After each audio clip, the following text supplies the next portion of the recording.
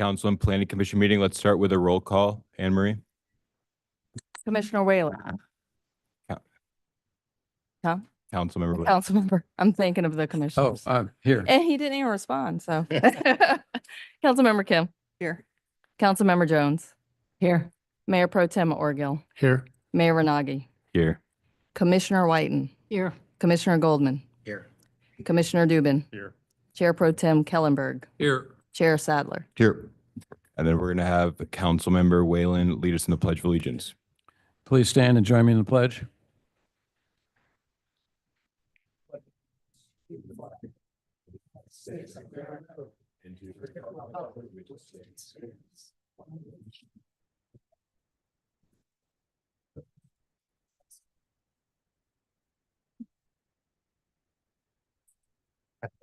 When are we going to start implementing? Did you do that in school?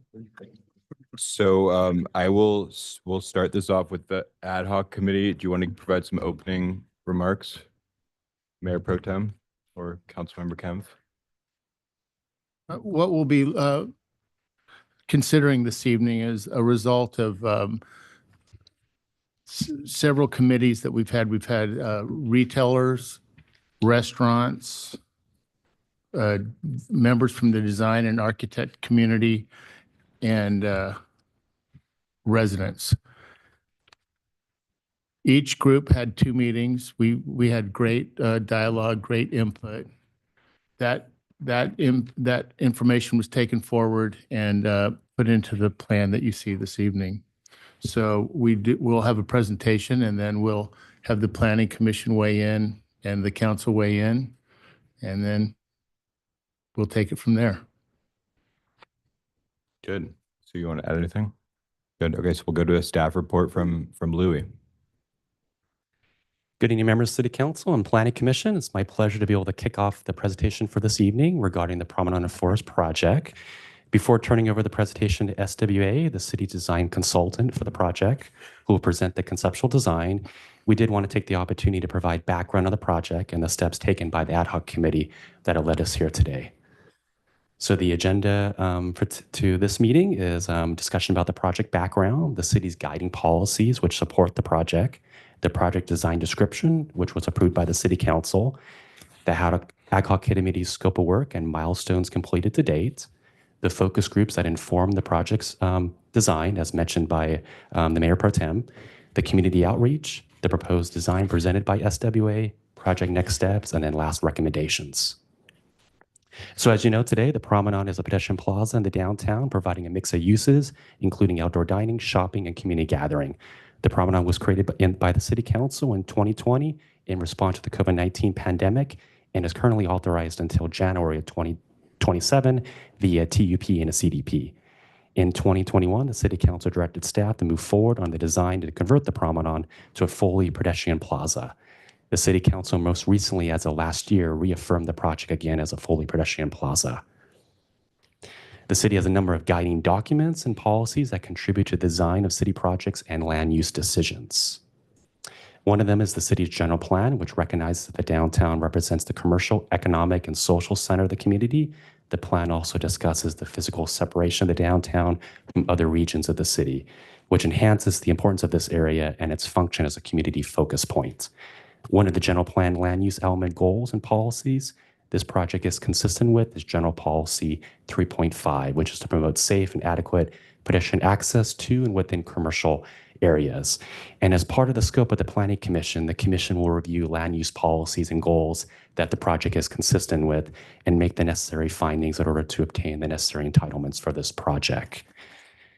And then the city also has the creative place marking assessment. This master plan is to strengthen arts and culture for the entire community. And the City Council approved the plan in 2018, actually before COVID, and provided direction to staff to implement, which included expanding the Civic Arts District and its walkability. So the assessment discussed the use of Forest Avenue for art activation, and the proposed promenade is consistent when implementing this plan. Before you is the City Council's directed design description for this project, which is also available in more detail in the agenda report to read. The scope of work for the ad hoc committee was to collaborate with the community, residents, and staff and consultants to understand the opportunities and constraints of the project. The ad hoc committee also developed a strategy for advancing the project, integrating public engagement methods to gather feedback from the community. And the committee engaged SWA, a local firm, as the city's project design consultant. So the project team consists of the following: the City Council Ad Hoc Committee, which consists of Mayor Pro Tem Orgo and Councilmember Kemp, SWA, and 5 focus groups. The focus groups were used to inform the project design and included residents, retailers, restaurants along forests, and members of the art community and architects.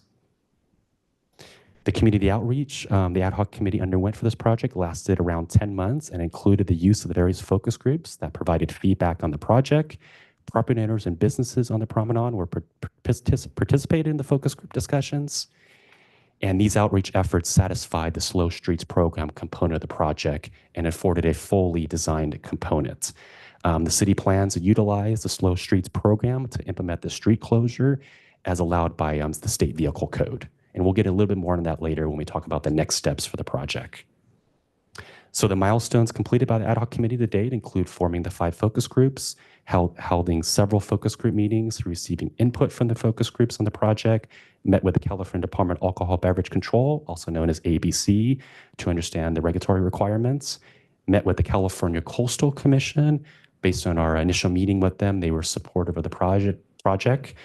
Met with the city's fire department to ensure that public safety elements would be included in the design of the project, completed a utility assessment for the project area, and reviewed a traffic impacting parking analysis report, which was conducted after the closure of the street. So with that, I'm happy to turn over to Sean from SWA to present the proposed design and discuss the feedback received from the various focus groups. Thank you. Thank you, Louis. I'm Sean O'Malley, Managing Principal of SWA Group here in Laguna. We're a landscape architecture and planning firm, and I started here in 1988. It's been a wonderful 36 years. Every day I learn something new, and I've been meeting a number of fantastic people here that are here in the audience today, and it's been an absolute pleasure. So thank you for that experience thus far.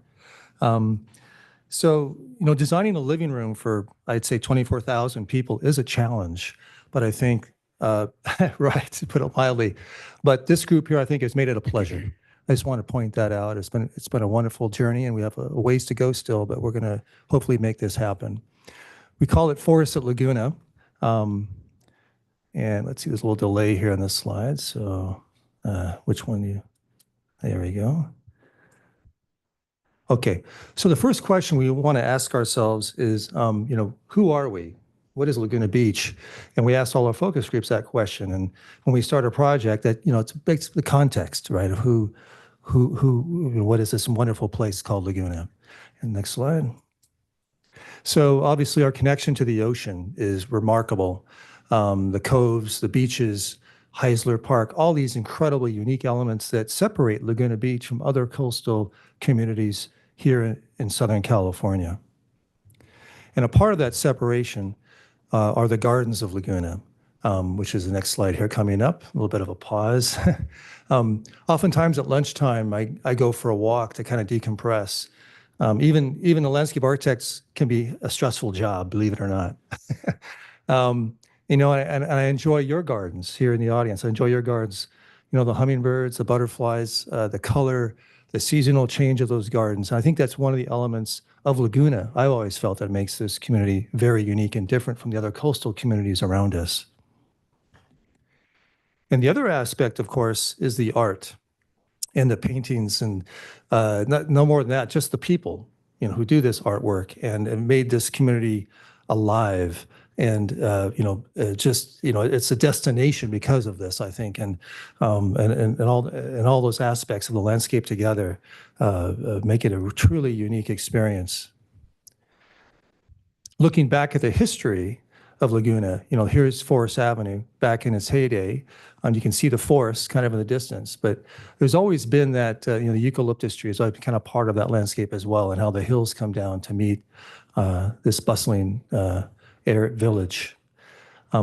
This painting, to me, coming up here in a moment, is really unique because it captures I think the light that's unique to Laguna Beach, and also the spirit the relaxed nature of the eucalyptus tree, how those leaves kind of hang down, and blow in the breeze, the ocean breezes, the soil on the ground, the cascading geranium at the base of those trees.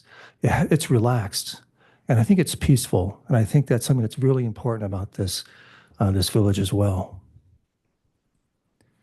And so, what have we learned? And we start again with this is the left side now of Forest, closer to PCH. And the first thing I want to point out are all those green circles are existing trees that we've lettered, because you'll see some photographs that correspond to those letters here in a moment. The second thing I want to point out is how the tables and chairs are arranged now. You can see their tables are clustered roughly on the north side of Forest in front of the respective restaurants. On the south side, the more common area tables. There's also some black lines here. Those are seating benches on the left-hand side. You see near the crosswalk, near PCH, some planters and so forth. And of course, the asphalt down the middle. And you see the sidewalks on the side, which are 10 feet from building face to curb face, with a lot less room between the building and the tree itself. Then on the other side at Glen Eyrie, very similar condition. These existing trees again with all the letters on them. And then we have the existing tables you see out there today and their corrals, corresponding to the restaurants on the north side. And the south side, we see some common area tables there. And that yellow circle is kind of a performance area. And that's important too. At each end today, there are performance areas that guitarists and so forth tend to set up. And that's an important part of our program as well to think about. And you see in black lines, those benches near the crosswalks. And then when we look at the existing trees, all those letters I pointed out earlier, for the most part, 90% of those trees look pretty healthy. They've benefited, I think, from the last couple of years of rain, good winters we've had. There's actually 2 trees, letters L and T you see here in red, that are they're not looking so good. So, there might be a candidate for replacement. But our goal is to try and save every existing tree that we can and work with that, because this is Laguna Beach, and it's very difficult to replace an existing tree at this scale, as you know, to get to that size. And then there's also today, when you look down the street, you see, a lot going on. There's a lot of stuff there. Of course, there's Santa's chalet on the left-hand side, which is great. Okay, we'll welcome Santa, but we have the tents and we have all these things. We have some pots and all this, a lot of what I call, texture on the ground. And, these things tend to block our views as we look towards the ocean. And we're wondering, well, can we do better? Also, there's another existing shot here. You can kind of see how narrow the walkway is between the existing retail face and the curb and the trees.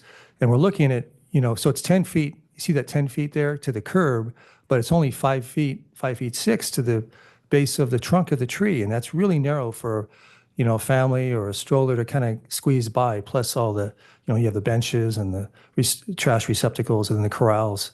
And all these tend to block our views to the retailers. That's one of the things we heard is that, that's not a good thing. We want to open that up a little bit.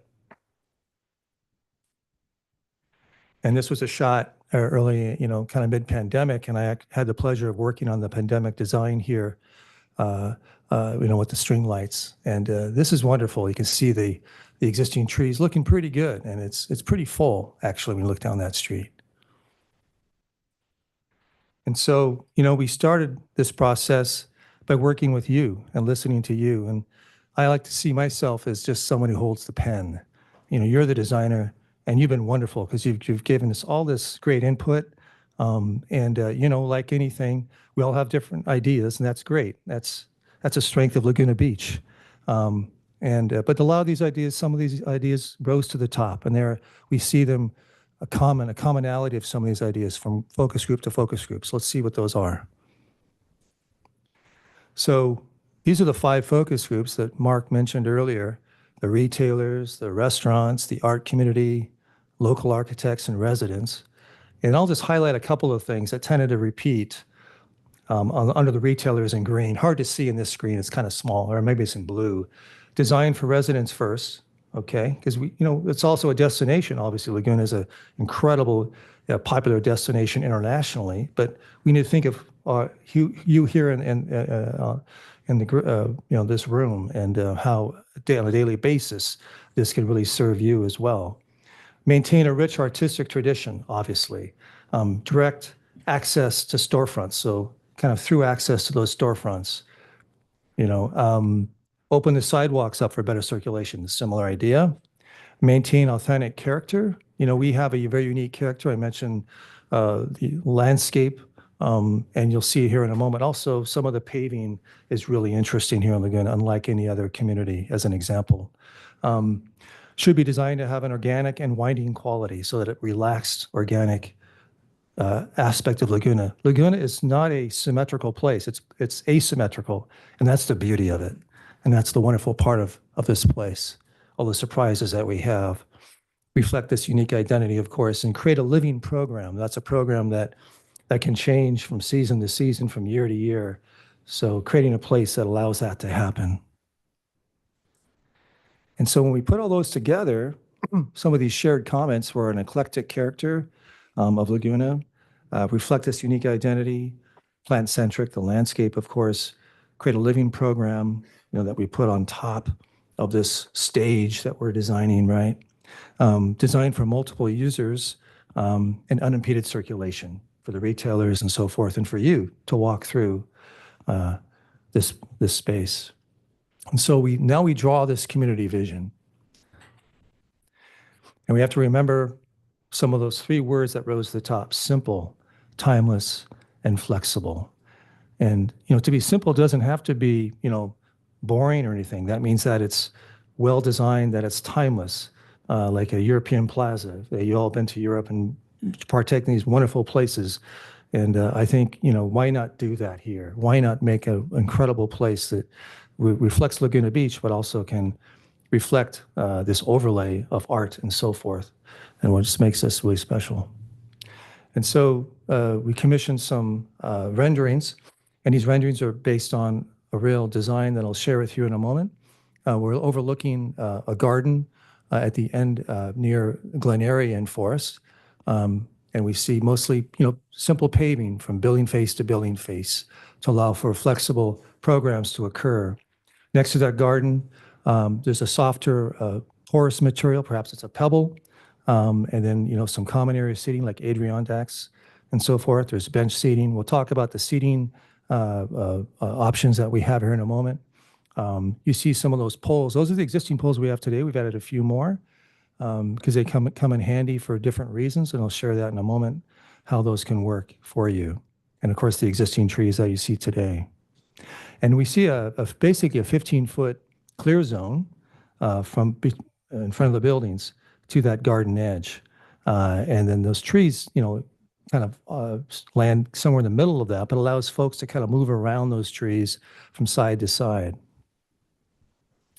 And this is a shot from where we have mostly paving because we do have a need for some larger gatherings and performances. This is closer to PCH. So there's an opportunity, for the character of this space to change as we move through.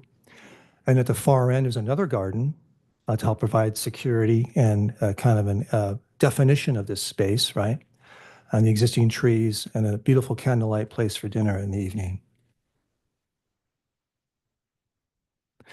And this is a view from PCH looking back towards Forest.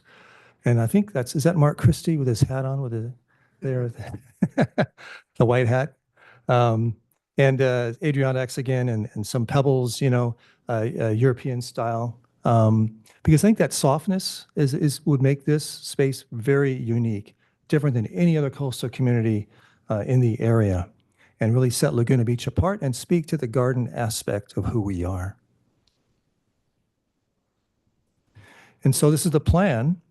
There's 4 main elements I'll point out here. Then we'll look at some plan enlargements. So I'll go through this very slowly. The existing trees are in the kind of lighter green and the kind of bigger circles you see on the top, mostly on the top, on the north side, and the south side of the street. On the bottom, you see a couple, 2 or 3, 4 existing trees.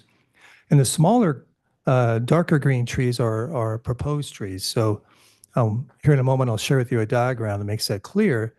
But I mentioned earlier that there might be two that were removed. We still have to do some further study with an arborist to verify that, for health and safety concerns. So that's important. But we think that we can make this work. And I've added 5 new trees to replace 2 ones that were removed. So it's an additional 3 trees. But also took great care that these trees are not placed in a line. The new trees are meandering side to side, and they're 15 feet minimum from the building face, and which allows us to plant gardens beneath them, right? More planting, try and work that into the space as much as we can. And then the second aspect, of course, is the paving itself. And you see this kind of light red color, which we're proposing as a brick. We think the brick is a unique material here in Laguna.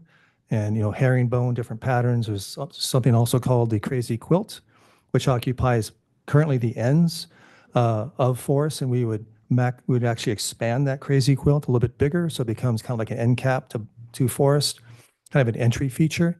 It is a little expensive to build and requires artistry. So we want to minimize its use, but we think we can make that work quite well. We've also improved the alley along Bouchard's as a part of this project. And then lastly, you see those beige rectangles. Those are the pebble areas with the gardens in those pebbles at the ends to provide security and kind of an end cap for the space. And then we see some other circular planters, which are pots located to help around the cluster of tables that you see on the north side. Very similar in scale and size to what you see today in terms of the tables, the amount of tables. But those are flexible. Those can move around that space as need be. And I'll talk about that aspect here in a moment. But the garden aspect is very important to make sure we incorporate that into this plan as much as we can, while at the same time having enough paving to allow that flexibility and different kinds of programming to event spaces to occur. There's also you see some smaller squares beneath the existing trees on the north side and a couple on the south. And those are tree grates, which allows for air to come in contact with the soil and for the health of the existing tree. And that's another aspect will be studied later as to its viability, but we have options how to make that work, I believe. So let me look at some of the enlargements now. So this is the left side of forest against PCH. You see the kind of the crazy quilt paving on the left side, and that kind of more garden feel. That's been expanded from what you currently have today to reach across almost the entire space with the 15-foot clear zone, top and bottom. And then within that pebble, I'm showing a small rectangular stage. And these stages are flexible pieces. They can be moved around, but they'll also, in different locations come and go. We'll provide electrical stub outs at those locations that are locked for security purposes. And then, of course, now you see those larger those pots around the tables on the north side, just to allow some separation for the restaurant diners. And also beneath the trees on the south side, the new ones, you see also some garden elements that are also part of the pebbles as well. So it's a very loose, asymmetrical plan that responds to the conditions that we have today. And then on the right side, again, pointing out some of those similar features, the larger garden on the right side, and the cluster of tables. And then we're thinking of having a vertical element, kind of one gathering place. There's always, I'll meet you at the fountain, or I'll meet you at, the sculptural piece designed by any number of beautiful artists here in town can make that work. But that vertical pylon element that we're showing is a marker for that kind of sculptural piece to be designed by an artist.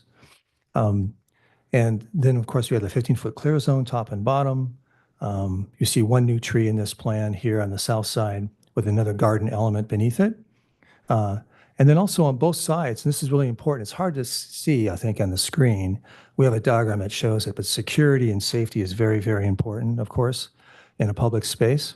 So we plan to have bollards that are roughly 6 feet on center along the new curb edge you see on the right-hand side there where it's turning, there's little black dots, 6 feet on center. They go all the way from building face to building face so that nobody can drive into that space. They also act as a potential barrier for liquor and alcohol. So that is something that can serve dual purposes in our cases.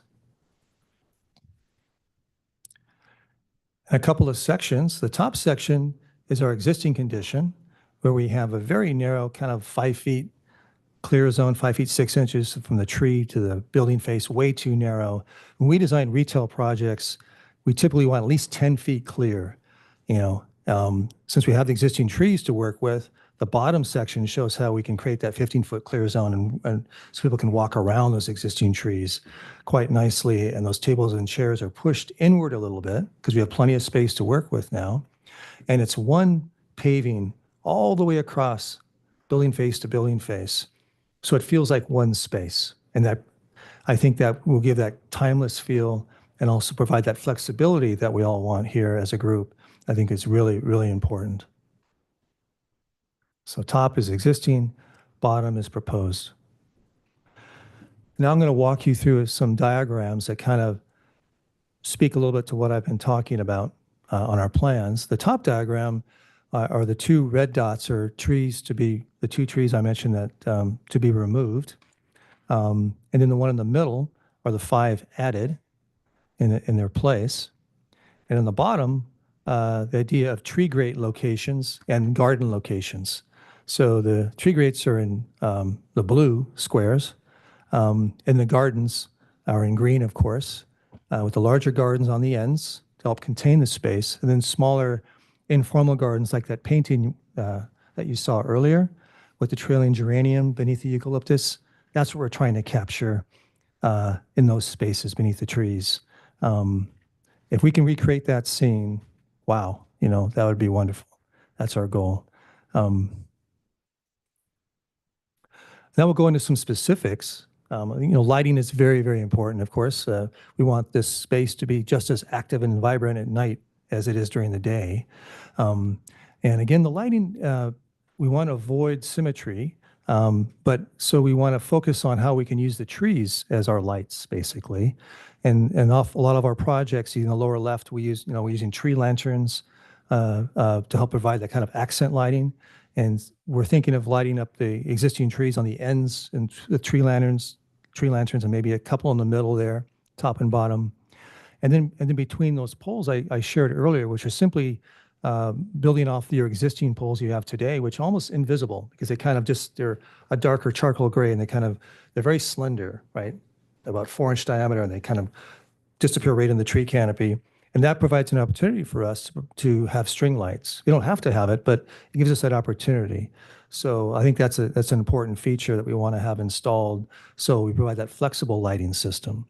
And then we also, during different seasons, whether it's Christmas time or a summer, art festival, we can provide, the snowflakes in the trees, or we can do illuminated patterns that are projected down from those poles, because those poles will be electrically fixed so that we can have spotlights in the top, which you've done in projects like you see in the lower right, and have different patterns, again, designed by artists here in town that can celebrate different seasons.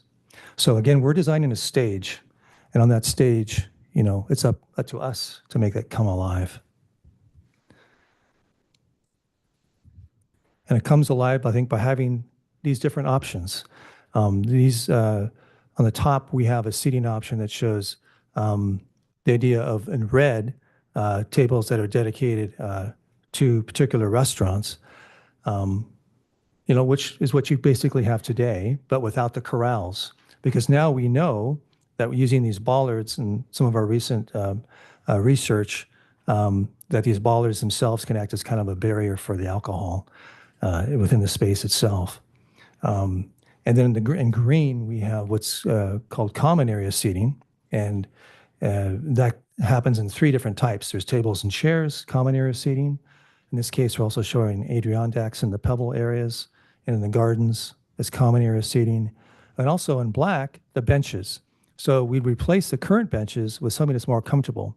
I think right now we have like a concrete top, which is cold in the winter. And I think a nice wood bench would be much more comfortable to sit on. We can go in those materials later. Not a decision we have to make right now. But we've actually lengthened those benches, increased them substantially. So we have more bench area, more common area, seating area, and meeting the restaurant tables that we have today. The bottom, everything is green because everything is common area. And that's also a viable approach that's currently used in retail projects today, where they use a QR code service. That's what we're using at River Street in San Juan Capistrano, for example.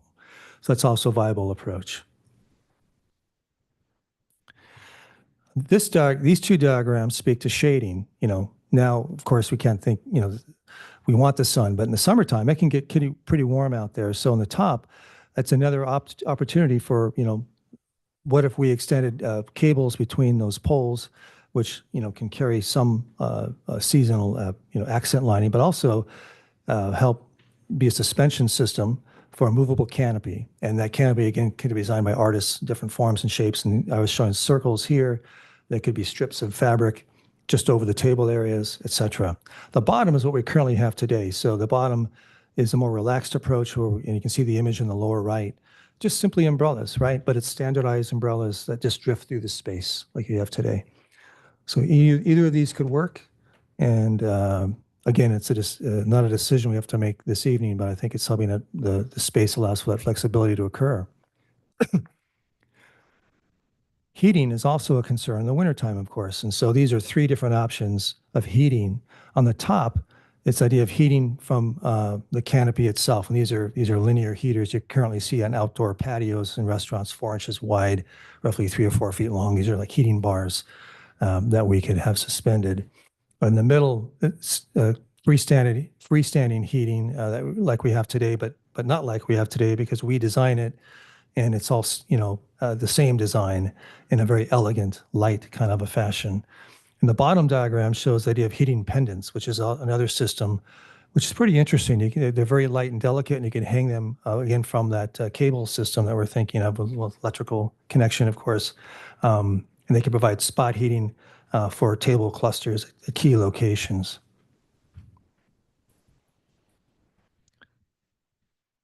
So the idea of a living program. This really speaks again to the idea of performance. And these three diagrams speak to, where we can put some of those performance stage locations. At the top, the idea of a main stage. We have a main paving area in that area for that reason, in that pebble area. In the middle, currently sometimes the guitarists play facing towards the dining experience, right? And they doesn't have to be on a stage. They can actually just stand on the paving too. So this, again, it could be a flexible system. And then the bottom, maybe there's a major plaza event or something.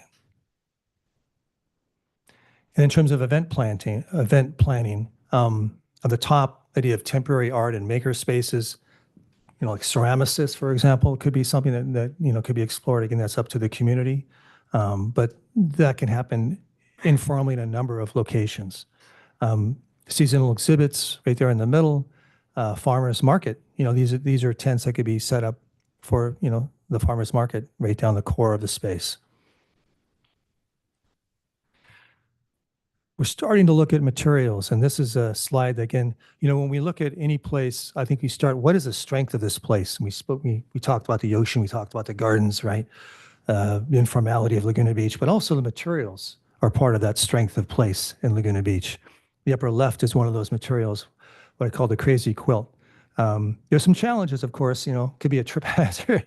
So we have to rebuild some of those areas and redo the mortar so it's nice and safe for people to walk across. But it's definitely doable, and we want to expand that a little bit in this space. The bottom middle, there's two examples of a herringbone pattern. Right outside the door here, that's a brick herringbone pattern underneath this arbor here at City Hall. And that's a very common pattern you see in Laguna. So we want to build on that as well. And that's what we're proposing. But in terms of the jointing, there's a couple of things we can explore later.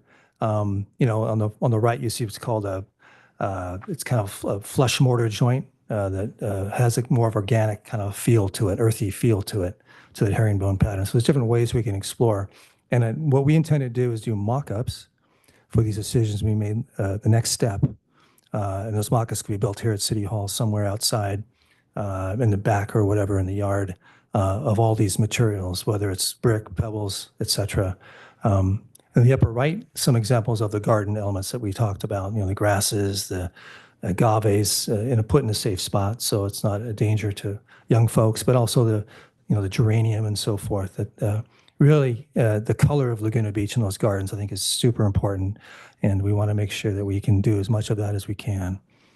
And then I mentioned the pebbles, the pea gravel in the lower right, kind of a porous material. We've actually incorporated that in one of our projects called River Street in San Juan, and incorporating those different ways of fixing that pebble so it doesn't move around and get kicked up.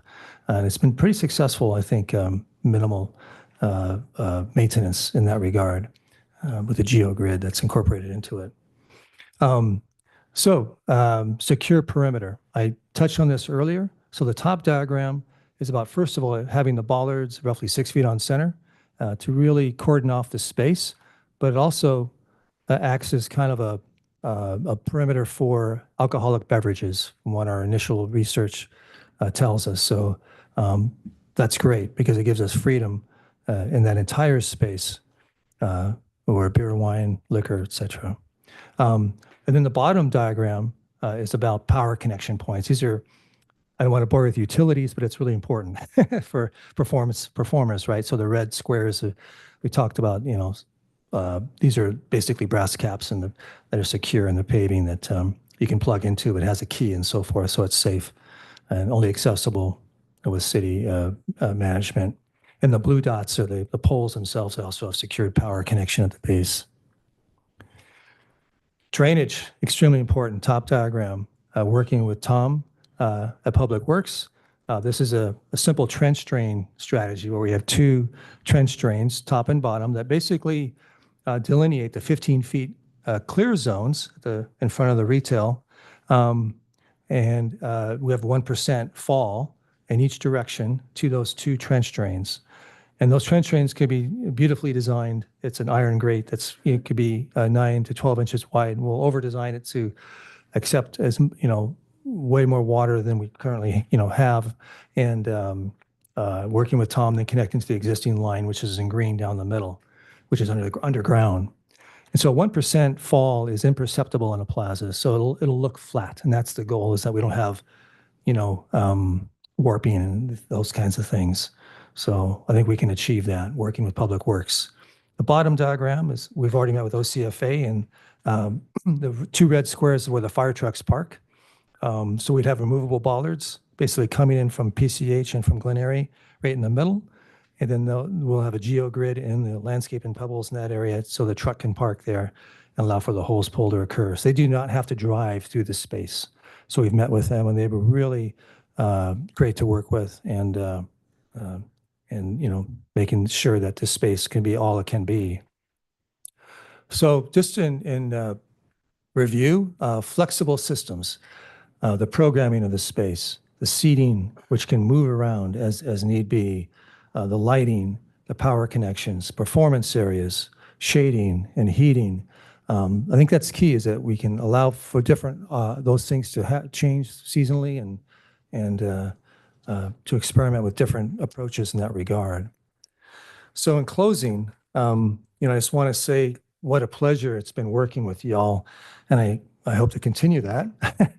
And I always felt that the best work comes from working in groups. I've been fortunate to be from a big family. I'm one of 7 boys, so every day was a negotiation in my family. So not a problem. And this, I tell you, you guys have been better than my brothers. I can be honest to say that. So, so anyways, I just want to say thank you. I look forward to making this a reality.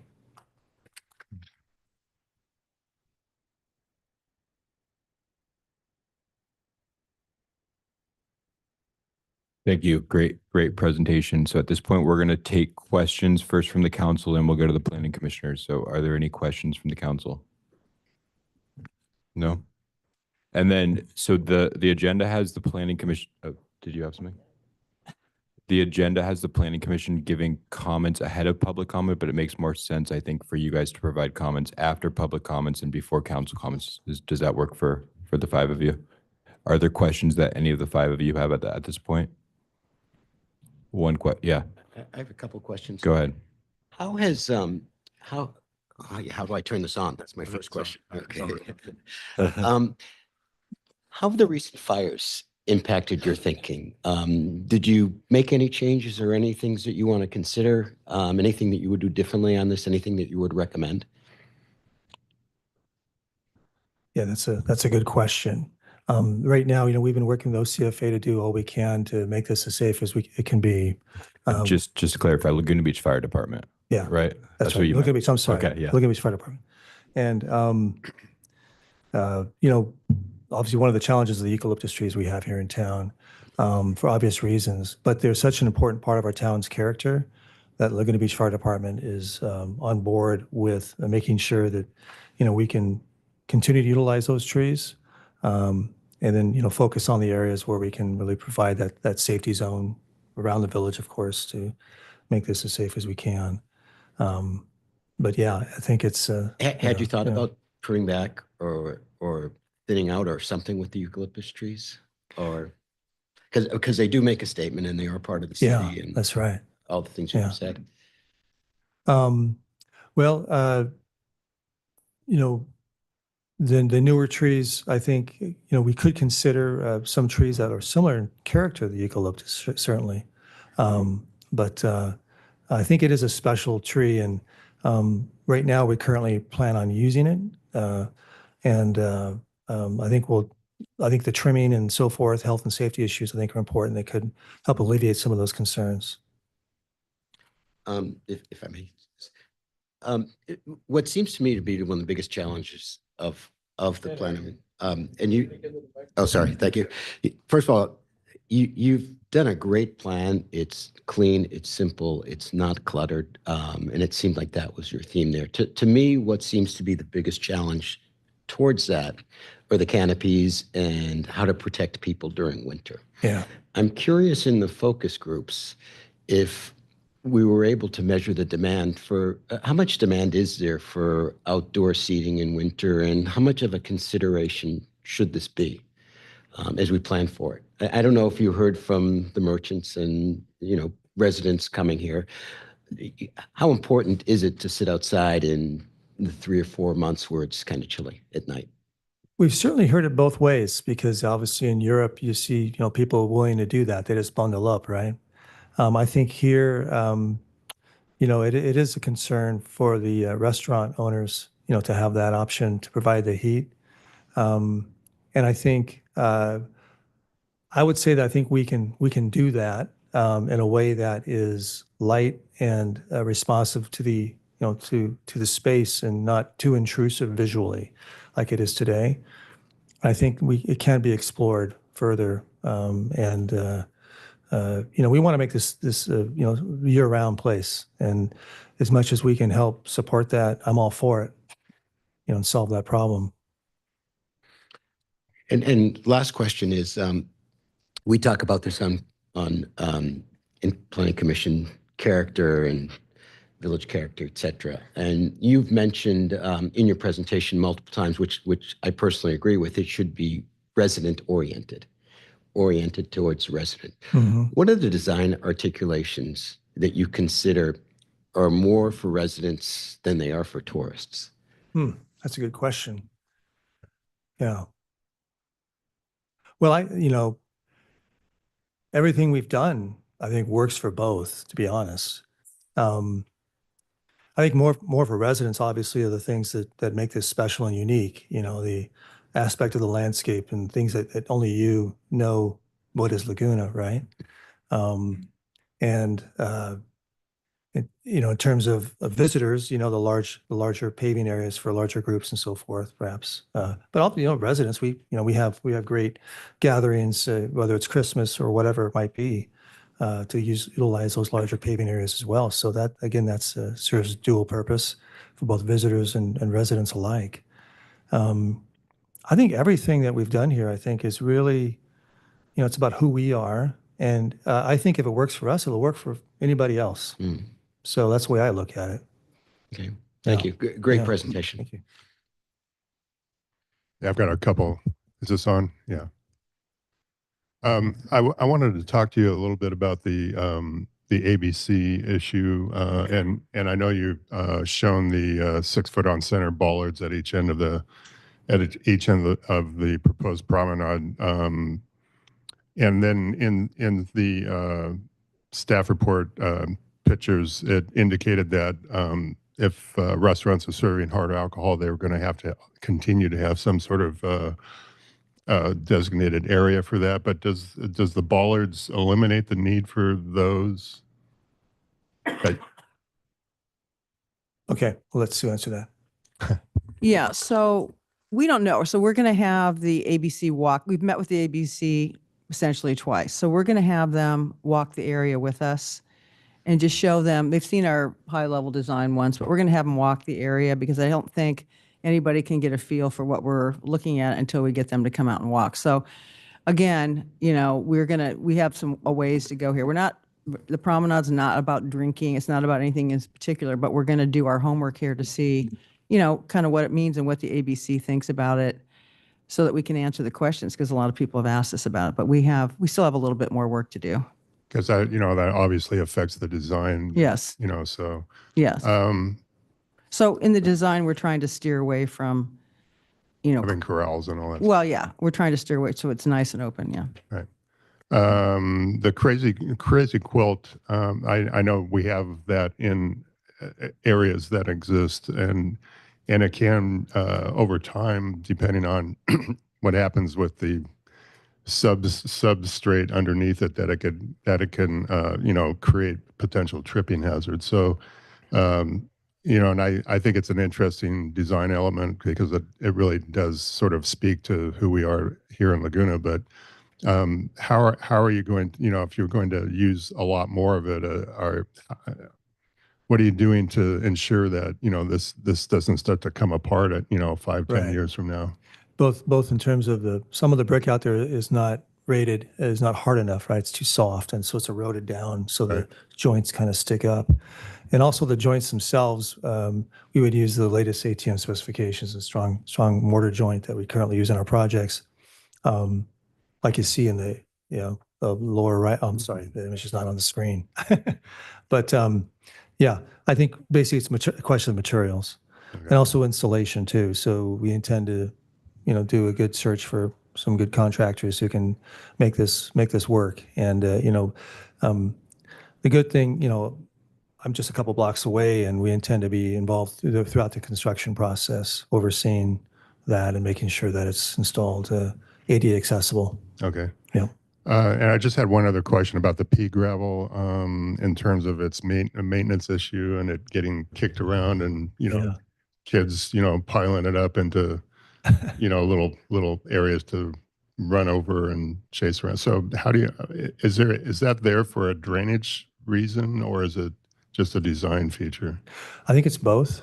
I think from a design feature, I think it captures a little bit of who we are, right? Remember that painting of just the trees and the dirt? We're not proposing dirt. But I think that's a material that we've been successful at using in other projects. We use a geogrid beneath it to lock it in place. And there's a few pebbles that get kicked around like at River Street right now, but not very many if you go there and take a look. And I'm quite surprised it's holding up very well. The other thing is that this space is the heart of Laguna Beach, and it will have special maintenance, particularly in the summer. Every morning, we'll have a team out there, whether it's a little sweep here and there, et cetera, and taking care of this space. So I think that's an important part of the management of the space, right? So, yeah, I think we can make it work. Okay, so that you don't see any like cleaning issues or just general problems with kind of a soft scape like that? I wouldn't say it's not a challenge, but based on what we've implemented, we have some experience that we can make it work. Okay, thank you. Yeah. And any other questions before I want to get to the public? So any other questions, Ken? Yeah, I just Steve? a couple quick ones. You were saying that part of the goal here is to maintain a better walkable space in front of the businesses themselves and expand upon what's there currently. And right now, you said we've got about a 10-foot sidewalk, but we've got in areas 5 feet of that taken up by the tree wells. And so you're pinched down to 5 feet. And now you're proposing to expand that to 15 feet on each side. If they were to try to maintain dedicated corral type parklets for the restaurants, are you concerned that if those are now being pushed starting at that 15-foot point, wouldn't that then pinch down your central corridor a lot? Yeah. First of all, we won't be building any corrals. You know, I think we want to keep this an open space, you know, for the public to use and, you know, flow through like any European plaza. I think the 15 feet is there to allow people, like you said, to move around those trees through, and then also working, you know, to create a flush paving system around the tree that prevents any tripping hazards. We have some exploration to do in terms of the tree rates, right? Because there's a couple of trees that have some surface roots, but working closely with Public Works, I think we can make it work because the, you know, the profile of a tree gate is about a 1/2 inch to a 3/4 of an inch thick, and the minimum, you know, 1 or 2 inches of airspace beneath. And working with the existing profile of the concrete, it's probably about 3 inches. It's old concrete. So we work with that 3-inch, 4-inch profile and work within that to minimize disturbance of the root zone around the tree, working closely with the arborist every step of the way to make sure when we remove the paving that it's done carefully. So it's a process, and there'll be some learning as we move through that process. But I think we're confident that we can, you know, come to a viable solution. Yeah. Okay, and regarding the vehicle barriers and the bollards that would be at each end, you were saying that those are removable. How exactly? Oh, just the ones in the core where the fire truck has to drive through. So it's literally like just like 3 bollards that allows them to do so as removable, which they Okay. currently have today. And right? they'd be basically sleeved in, and you Yeah, just physically just the would ones in pull the them middle. up, and Yeah. they would allow them to go in. Exactly. Okay. And we'll have nice, you know, our bollards, again, to be determined in terms of the design. But you know, we're thinking something that, you know, reflects the village quality a little bit. So, yeah, a darker color maybe.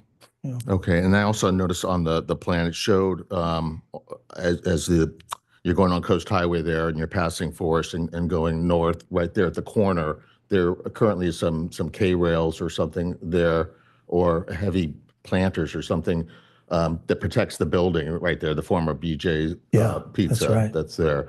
And I think it said on the plan, planted K-rail. What can they plant? Yeah, Put plants on those things? the idea is that I think we have enough room, looking at that carefully, to put a vine on both sides, so it looks like a hedge. You basically cover that, and we can design the K-rail so it's not like look like a Jersey barrier, but it's more of a rectangular profile. But we worked with Caltrans before on the design of those, so I think we can also solve that problem. But to make it green, Okay. yeah, that's the idea. Thank you. I think Steve said he was going to hold his questions for later. Susan, do you have any questions? I just have one question, and that is Bouchard's Laneway part of the project or not? Sue? Are you talking about the breezeway? Yes. Yes, we're going to work with Bouchard's on that. What's that? Yes. Do they own the breather? Yes, and yeah, including potential ADA ramp where it meets the alley, because we have steps there today. So we have to solve that. Good. Okay. Yeah. So now we're going to take it to the public who would like to speak on this item. So we'll do 2 minutes per speaker.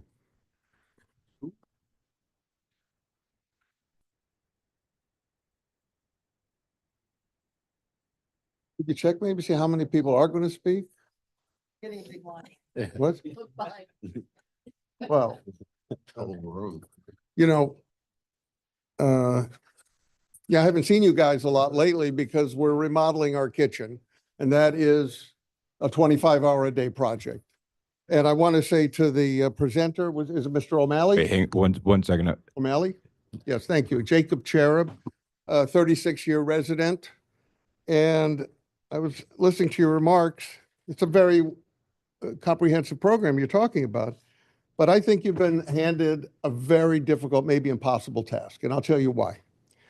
I mean, it's not fair to you. We've had other consultants, and we've had different council direction, which said we should try, in the beginning, 3 different ways. One way where we would keep the curbs, so if we wanted to back out of the situation, we could. But that was thrown out.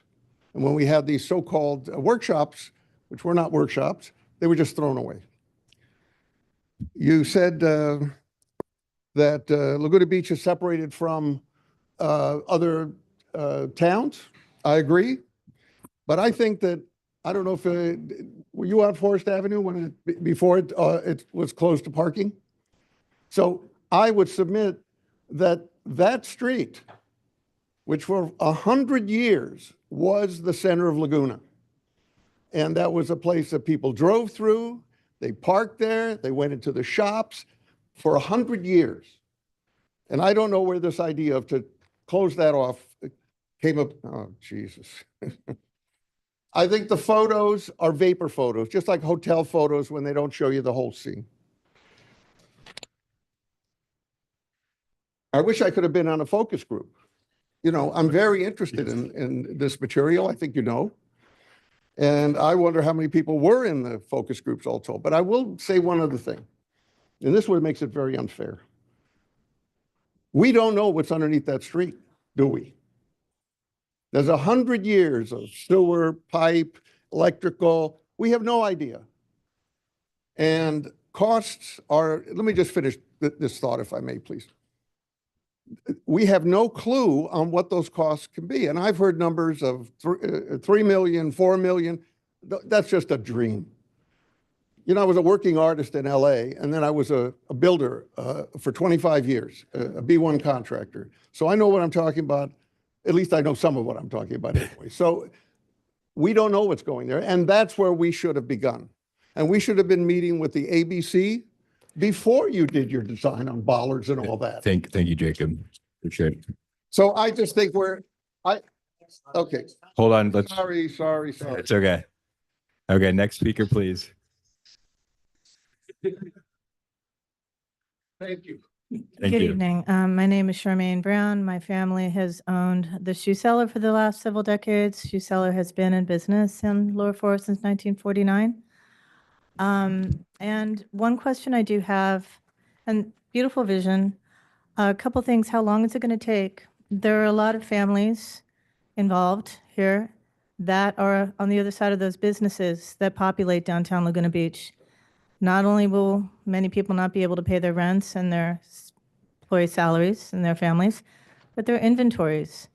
This is something that I don't know if is taken into account. Some people have as much as $500,000 in inventory, which needs to be paid through cash flow.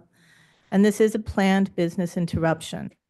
No different than an earthquake in that sense in terms of cash flow or flood or any other natural disaster. So we do need to know. Everybody downtown needs to know what to plan for.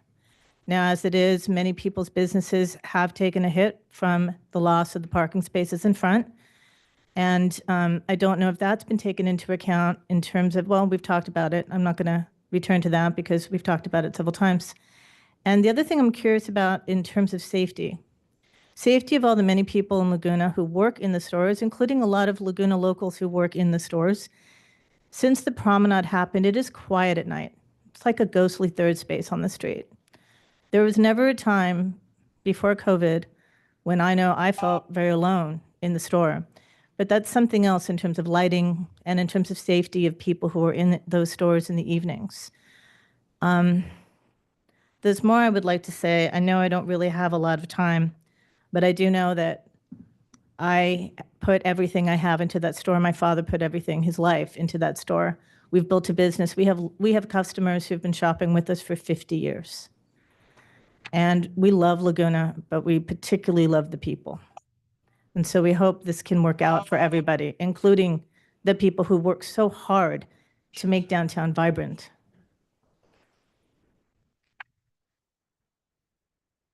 Next speaker, please. Good evening, everyone. I'm Merrill Anderson, president of Village Laguna. And we very much appreciated the recent strategic planning session conducted by council, and how you invited residents into your deliberations. City Manager Dave Kiff set the stage with 4 strategic themes: safety, sustainable community, preserving culture and heritage, and city government striving for excellence. There seemed to be agreement by council members to examine every potential project in line with these 4 themes or goals. This is especially important given the looming budget deficit that Mr. Kiff illustrated. The Promenade represents a sizable investment that must be considered in terms of priorities and goals of the city. At first glance, it's not clear how the Promenade aligns with any of the 4 goals above. Moreover, the city is considering many other costly projects that will contribute to the budget deficit and further burden taxpayers. So we respectfully ask that you, 1, carefully consider other options, including at least one hybrid alternative that provides outdoor dining, vehicular circulation, and parking. This alternative would keep the existing sidewalks, curbs, and street paving intact to drastically reduce project costs and eliminate closing the businesses during major reconstruction. Arguably, this alternative would be more historically correct since the street would retain its original scale, appearance, and character. Number 2, explain how this project aligns with the 4 goals and how it will be paid for. We don't have a price yet. Given the city's budget challenges and other higher priorities, especially safety. Base your ultimate decision on the consensus of tax-paying residents. And number 4, complete an environmental and coastal review of the permanent closure of Lower Forest Avenue. Thank you. Thank you. Thank To you. you, George. George Weiss, thanks. Appreciate the presentation. It was an excellent sales pitch, is all I can say. What I don't see on these staff reports or on the sales pitch is that any negative impacts of the promenade. I guess there aren't any. Nobody's discussing any of them. That's my first comment. The second is, no matter how much you beautify this place, put gardens in, put beautiful lights in, beautiful floors in, it could still become a food court because you revised downtown specific plan allows retailers to transition to restaurants if they want to. Am I wrong about that? I'd like to know. The second question is SWA looked at other projects of similar size and scope, and how long have they been successful? Have any of them gone away? How do you prevent retailers from becoming restaurants, for example? And let's face it, drinking will increase. If you say this is an open space for drinking and we still don't have the answers, that's kind of ridiculous in my mind at this stage of the game. We've been discussing the promenade for 4 years. Drinking will increase, and we're already, our city has the highest number of DUIs in the state for our size and the largest number of drinking establishments, and this will only increase it. How do you monitor that? Can people come in with their own bottle of booze and drink there since it's open carry? Do they have to buy at the 4 restaurants? If so, that's a license to make a lot of money. It already has been. As Gavin has pointed out, it's a $100,000 increase in sales tax revenue, and that's probably coming from the restaurants. So those are my questions. I appreciate your answers. Thank you. Thank you. Next, and let's wave our hands instead of clap, please. Thank you. Next speaker, please. Paulette Adams.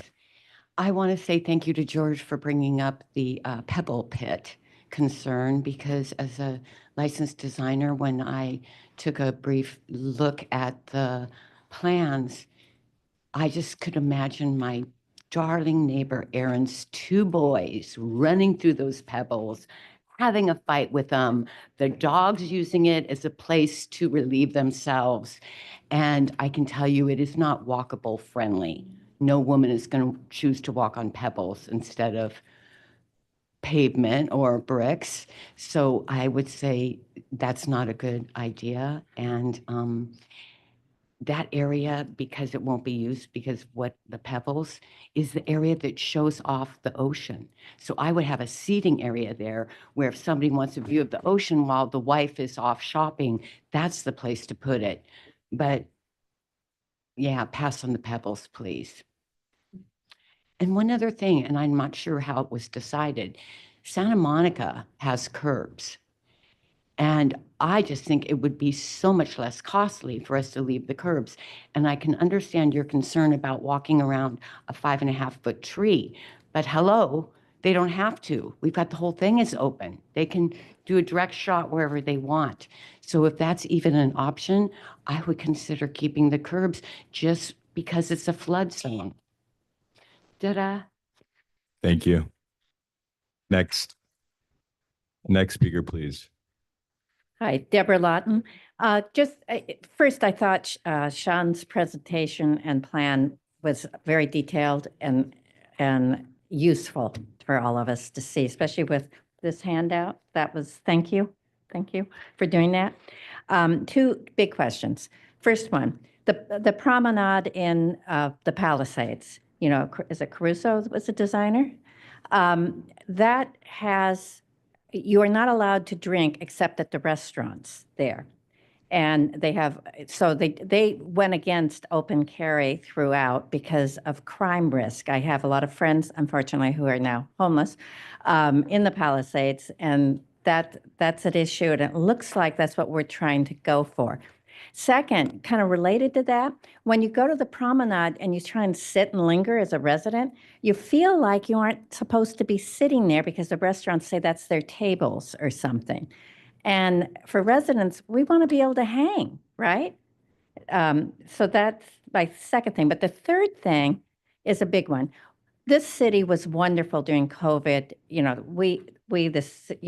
City council supported the restaurants when COVID shut them down. Our retailers are going to be shut down during this remodel. What are you going to do for them? I think you've got a plan to do something for them. Fair is fair. You supported the restaurants, support the retailers. We got to do something when they don't have a way to make money. Thank you. Thank you. Next speaker, please. Thank you Tony for waving your hands. Good evening. Greg McGillivray, and I represent my wife, Barbara, in all things. Over the past 80 years, the best thing to change in Laguna has been the addition of the parks that we've created for locals. Main Beach Park, the Greenbelt and the Canyon, Treasure Island, and Montage Parks. And now this locals park will encourage our hillside residents to leave their beautiful views and come down from the hill and enjoy a beautiful new people's park of food, shopping, and entertainment for all ages. Barbara and I support the park. We love the promenade. We've been enjoying it for the last several years. And the 11 members of our immediate family and the 20 members of our businesses support the park. We love the design that Sean and his team have done, but we would add perhaps a 10 by 10 foot toddlers area fenced in for little kids. And we love the 3 new trees, of course, but we'd love to have you save the 4 Bartell family cubes that are the bollards down at the end on Coast Highway. Build this park. It's beautiful. We need parks in Laguna. Thank you. Thank you. Good evening. My name is Brendan Krugler, and somebody that is experienced with working with pretty pictures. I know those pretty pictures come with a price. I have not heard any budget brought up whatsoever. And as far as I know, last year, you spent all last year going to the controller. Do we have money for this? Do we have money for this? I don't know how you guys are operating, and I do not think this is a priority. I do think that the use of the street by cars or small vehicles makes it flexible for the city to use, and you can permit and do anything you want on the street as it is.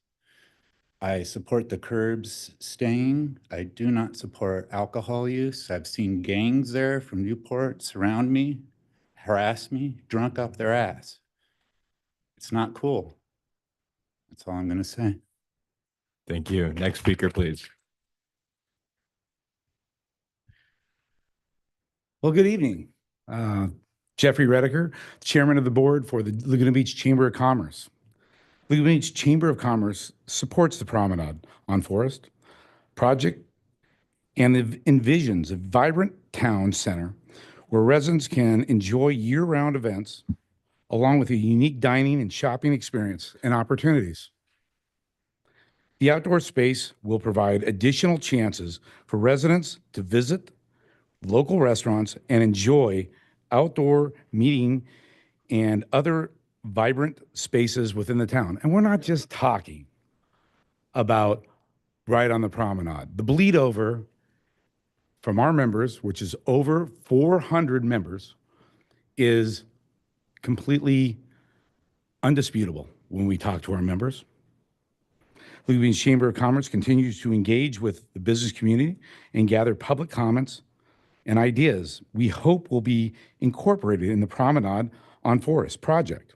We encourage council members, Sue Kemp, Mark Orgel, and the city council as a whole, as well as the ad hoc committee, to keep the Promenade on Forest moving forward in a timely manner. We believe that any challenges can be overcome and addressed in multiple issues simultaneously. Personally, as a resident that grew up here in this town, this is one of my favorite spots in town. And I am so excited as a resident that lives on Oak Street and has lived here for well over 50 years. I support the Promenade. Thank you. Thank you. Okay. Next speaker, please. I'm going to set my timer out of consideration for the council members. My name is Ted Hathaway. I'm a resident of 10 years. It's my first appearance here. It may be my last. A lot of these questions remind me of a famous quote from Ludwig van der Mies van der Rohe, who said, "God is in the details." And I feel a great deal of empathy for the council members for forging ahead with so many people worried about so many details. I would say that this is a remarkable change in tone and content for what the city's representing to the outside business world. I watched Laguna Drug leave because there was no room for any flexibility in business use. And that building has been vacant since 2019. And we're left with, very little options in town for medical services. So I just hope there's courage and conviction to push ahead and demonstrate to the outside community who has thought about coming here and is very much concerned about the business community and whether or not you can survive in Laguna Beach. I tried to persuade Erewhon to move into Laguna Drug. You know what they said? It's an amazing space, but we don't think Laguna Beach is business friendly. And I think if you surveyed businesses that are even thinking about coming here, you'd find there is a very strong negative sentiment because of past behaviors. So I think this is a remarkable step in the right direction. And I hope people will just put some of the details aside and support progress. Thank you. Thank you. Next speaker, please. Hi, I'm Jeff Rofner, a 30-year resident of the town. And on behalf of myself and my wife, Marie, who would have loved to have been here, we want to offer our enthusiastic support of the Promenade project. And I think the design that you put forward is very thoughtful. And if I can offer only one consideration, last fall during the Coast Film Festival, I thought that the movie that was played in the Promenade was wonderful and vibrant as a use of the space for the community. So if there's a way to be able to accommodate that kind of use within the design, that would be a bonus. But thank you all. Thank you. Next speaker, please. Hi there, my name is Mark Brown. I'm a retailer on Forest. And I just want to say firstly, thank you to Sean and Louis and all the council members, Mayor, for all the absolutely painstakingly hard work that you guys have committed to this project.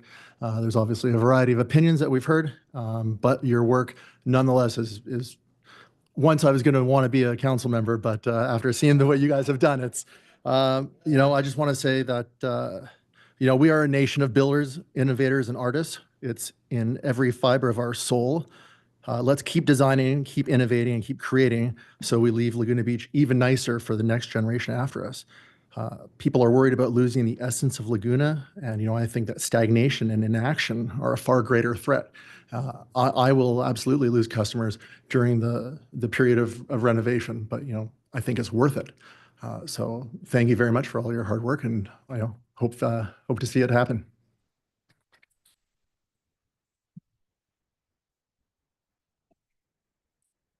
Hi, my name is Chris Gonzalez, and in 1979 was my year of graduation from high school, and our senior day was in Laguna Beach. And from that day, when we left that day, I said, that is going to be my home. And fast forward a few years, and in the newspaper, there was an ad for the Ritz-Carlton opening up. And a friend of mine was going down to apply, and he's like, well, hey, why don't you come with me? So I went with him, and I applied as well. And I got hired. He didn't, but I got hired. And so in town, I have worked at the Ritz-Carlton, at Splashes, at Tavern by the Sea on the corner of PCH and Diamond, Super Color Digital and on Beach, and originally in the Canyon Nexus Sawdust. So I feel like I know the town very well. I was here for fires. I was here for floods. Laguna Beach has always been a part of my heart. I, in fact, have a little brick over next to where Rocky Mountain used to be that I had left for like 6 months and came back, and it says, when I came back, I knew I was home because this place means so much. And I have also done extensive travels across Europe and whatnot for, somewhat long periods of time. And the thing that I love over there is just the ability to be a part of the community walking streets, not worrying about traffic and stuff. And since we've had this promenade, it's been fantastic. And I know that there's been a lot of, fighting each way, but I have to give you also credit for doing things like the shuttles and the trolleys. For Saturday night, we went from the Cliff to Mozambique to the Hawaiian and then to Finney's, all in one night and all for free. It was great. No, it was only one drink at each place and one app at each. Anyway, all I want to say is I'm highly supportive and thank you for the hard work. I've been to these council meetings before. And excuse me, and they're not always easy. So thank you for the job you're doing. I highly support the promenade with no curbs and just a cool space like we were shown tonight. Thank you. Thank you. Hi, my name is Steve Jones, a longtime resident, and I'm here to support the project. And the thing that I wanted to say is I appreciate what Sean and SWA has done in terms of creating this platform that is going to allow this promenade to live for a long time. And a little bit like what Greg McGilvery was saying earlier, I think about what does Forest Avenue, what is it going to look like a year from now, 5 years from now, 10 years from now? And I appreciate all the effort that everyone is putting into this thing. And I appreciate the restraint in terms of the design and the timelessness. And I think it's going to age really great. And kind of like what Sean was saying earlier, so he's laying this foundation and the rest of it is up to the city. And so I invite everyone to participate and be part of the solution. Thank you. Thank you. Next speaker, please. Previous speaker yields their time to me, so I get some extra time. Jim Sullivan, the best thing that's happened in the town since I moved here in 1979 has been the promenade. I mean, it is the center of the village and it should be here and stay here. With regard to the gentleman who asked the sustainability, we would ask the piazza or look at the piazzas throughout Europe, and you refer to Europe consistently. They've been there since 10th, 11th, 12th century, and they still maintain. However, I take a bit of a contrarian approach to your design, and the work product is beautiful. But if you look at the Piazza Campo or Piazza Navona or the Duomo in Milano or the Centrale in Como or in Krakow, the great piazzas, there's not a single tree, a single plant. Every meter that you take, every square meter you take up with a plant or a tree is a square meter not available for people to walk around. And it's obstacles to passage. I agree 100% with this should be a flat a flat piazza or promenade, but there should be no demarcation with sidewalks in the central area. And the restaurants, if you go to Popolo in Rome, they're surrounded by restaurants. The anchor to draw people is shopping and sitting socially over restaurants, in restaurants. That's the anchor that draws people. If I want a nature walk, I'll go to the Heisler, or I'll go out to Nick's, or I'll go out to the Greenbelt. I just think that it's cluttered, and while it's beautiful, it's not performing the function of what the central piazza should be. You should have a lot of public seating areas that could be nicely designed. Plants should be the boundaries, maybe in front of your bollard. So if you think of a K-rail, which is ludicrous to me, there are much more attractive barriers for traffic and for keeping cars from driving in. But the plants and the trees, I believe, one, their maintenance, birds are attracted and birds drop things when you're eating. The restaurant should be allowed to extend out directly from where they are, not separated by a sidewalk. You don't need a sidewalk if you have the promenade. That's Thank my you. thoughts. Thank you. Next speaker, please.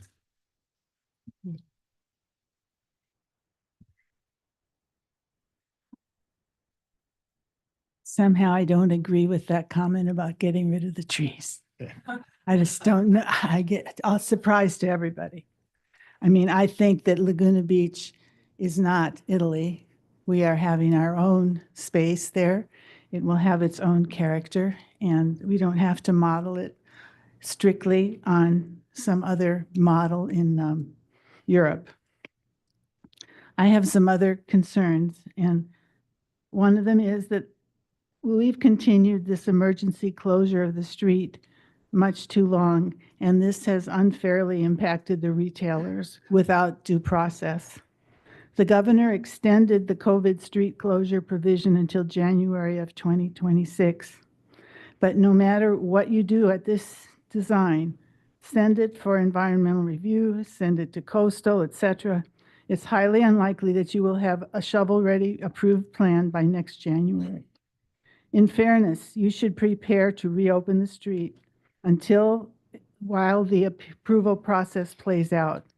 With the present closure, retailers are being impacted more and more. The longer this goes on, the fewer of them there may be. A full-service downtown that is not a food court will be less and less likely to prevail. It's the death of retail by attrition without proper approvals. The plans are not ready to go. Environmental review is needed, and alternatives are needed as part of that environmental review. To fairly consider the alternatives, we need plans for several options fully developed as this alternative is developed. These alternatives could include parking on the south side and dining on the north side, a flexible scheme that provides for a closed street during certain hours and for special occasions, restoring the street to its previous usage, and providing beautification enhancements on the street the way it was. All those things should be fairly considered. They have never been weighed as part of this in a fair way because the promenade was installed without any approvals except for COVID. Thank you. Thank you, Ann.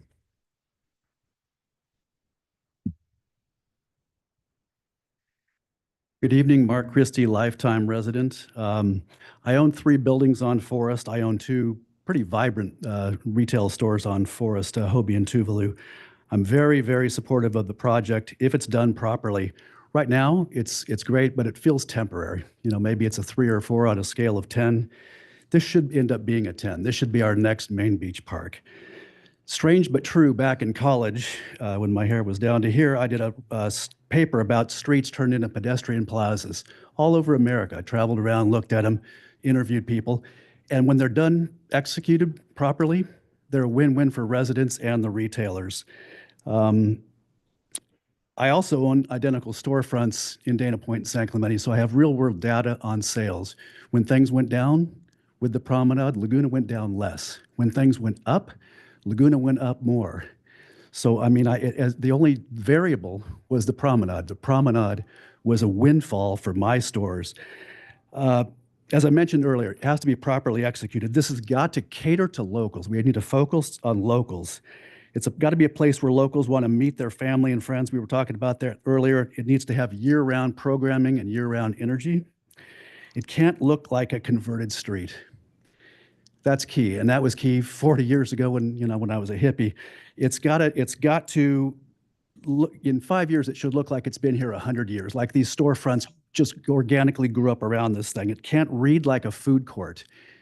If the ABC says no alcohol, if we don't, put barricades out front, no barricades.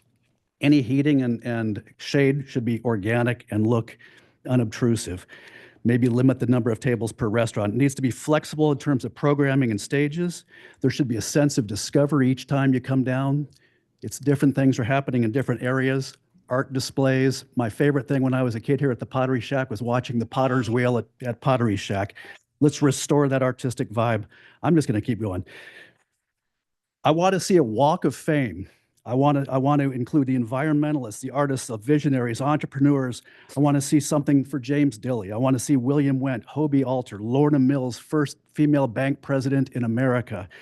I want to see Eiler Larson. I want to see the Phantom, Tony Eisman, and many others. Their stories, that's the story of Laguna. I appreciate the work done by the staff, all these support groups. I think these guys did an amazing job. They took it all in. It wasn't easy. They were herding cats. I just think it's amazing. Like Laguna, this will be organic, eclectic, and changing while retaining the soul of this one-of-a-kind hamlet we live in. Thank you, Mark. Next.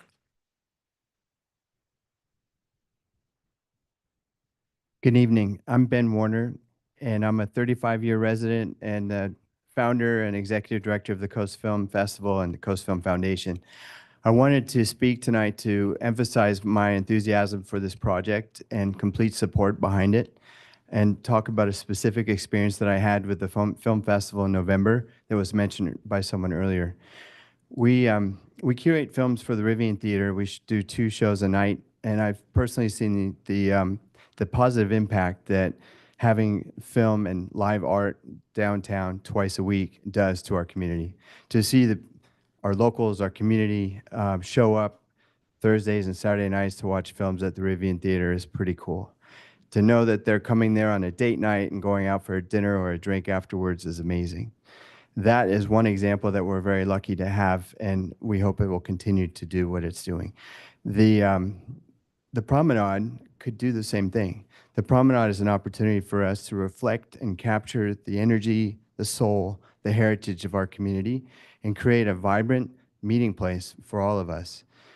During the film festival in November, we put on a show. We essentially created an outdoor theater. We put 140 seats out. We built a stage, and we put a screen up on the west end of the Promenade. We weren't sure how many people would show up. We weren't selling tickets. We had no idea to figure out who was going to be there. I'll never forget walking around the corner and seeing the place full. Over 400 people came that night to watch films, to listen to live music, to be together, to hang out as a community.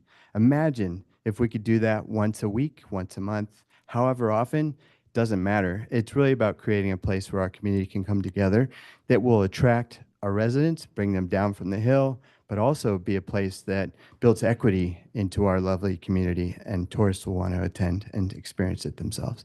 Thank you very much. Thank you, Ben. Next speaker, please.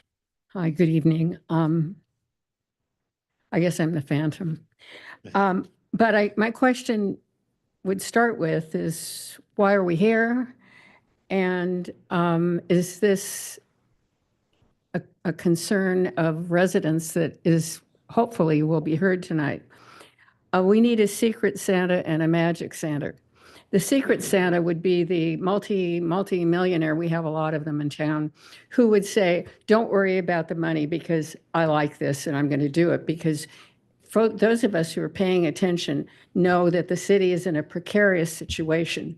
Our hotels are not as full as they used to be. They aren't charging as much as they used to be. My friends who have restaurants aren't getting the money they used to get, and the city isn't getting the revenue.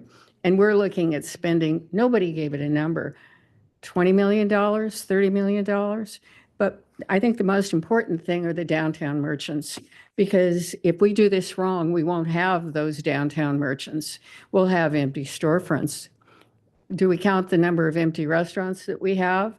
We have given the downtown restaurants an advantage that has not been available to other restaurants. They get more seats, and the other restaurants have suffered from that. But something that you haven't heard about tonight, and I'm going to give you a sense of what residents are feeling. I'm sorry, our streets are torn up, construction and debris is in our neighborhoods, our traffic lanes are closed, trucks are filled with excavated soil and construction. Think about the fire. Did any of you wonder whether you'd be able to leave town under those circumstances?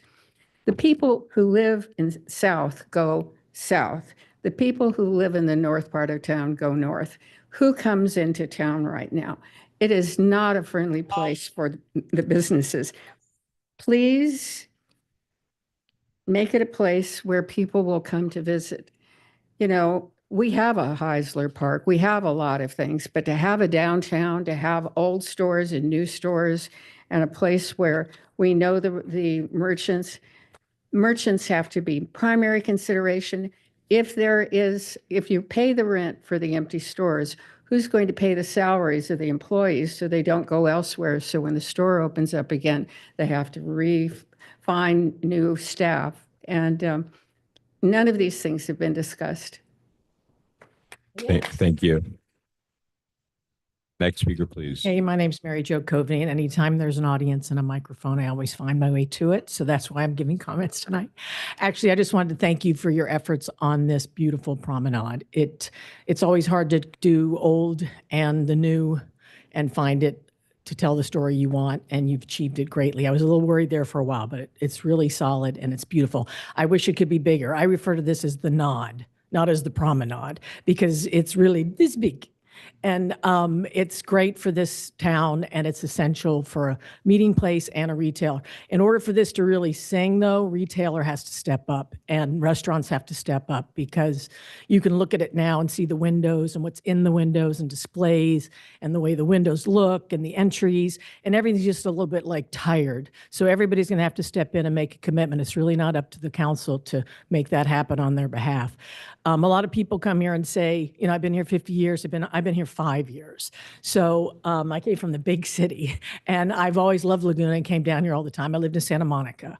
I worked at Caruso. I worked at the Palisades. I worked at Americana Brand. I worked at the Grove, and I managed all of their events. So I know what it takes to do this stuff, and you guys have nailed it. And they had the luxury of having a pre-planned area that they could just, you know, decide what it wanted to be. You've had to shoehorn in, and it's really great what you've done.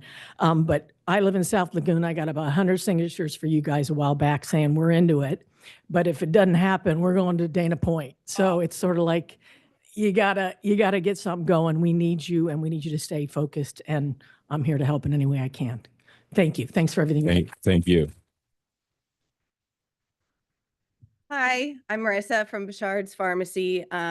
I just want to point out that next year we're going on 80 years, and I would love to have this promenade really institute us staying there even longer. Some main points that I've had, and I've been fortunate to be part of the focus groups, is I really think this needs to work for everybody. It is not just about the restaurants. It is not just about the businesses. It's about everybody. We need to bring locals downtown. They have to want to come down here first. And it's also not just about this little piece of Lower Forest. It is about the whole downtown. The whole downtown needs vibrancy. The alley behind us needs some work. Our breezeway needs some work. People need to walk around the entire downtown and see a beautiful downtown, not just a little piece of the street. There's a lot of empty buildings, and I think it's us as retailers and our responsibility to upkeep our buildings, upkeep our business, bring in new business, and then find new businesses to fill these empty places that it's going to want people to come and visit this area. No one's going to want to come to see an empty store. And I think that that's something that we need to work on in building this promenade. I think it needs to look classic, it needs to look timeless, and it needs to look like it's always been here. It needs to endure the test of time just like hopefully Bouchard's is going to. I'm also concerned about the maintenance and the safety, and I would really appreciate in this plan the help of you guys in working with our breezeway and the alley and the parking lot behind us. So thank you. Thank you. Hi, good evening, council. My name is David Rubel. I'm a 35 resident of Laguna Beach, and I've had my business now down on Forest for 20 years. Like Marissa and Sheila, we're a family business also. We're right next door to them. We're 96 years old as a family business. We have a fourth generation. My niece who went to school with Alex in preschool in there, and I'm very excited about it. You know, one of the things about our business is we're always changing.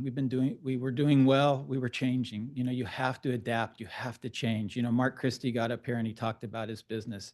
That guy is, as soon as he's leaving the store, they're thinking of ways to do things differently. His sister turns Tuvalu upside down every 4 months with everything in the store. They're redoing it all the time and they're doing well.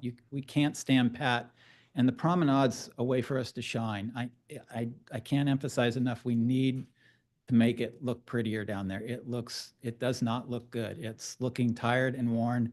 We're losing businesses. It's getting kind of at that time where we need some change here. And we need to try something, and it is going to take some courage to do it. But if we do it right, which I think we're on that trail, and make it look nice, I think we can get there. And so I'm very supportive of the project. Thank you. Next speaker, please. Hello, good evening. My name is Stacy Uden. I'm a local business owner right downtown on Forest, although not on the Promenade. I just wanted to communicate my full and exuberant support for the Promenade project.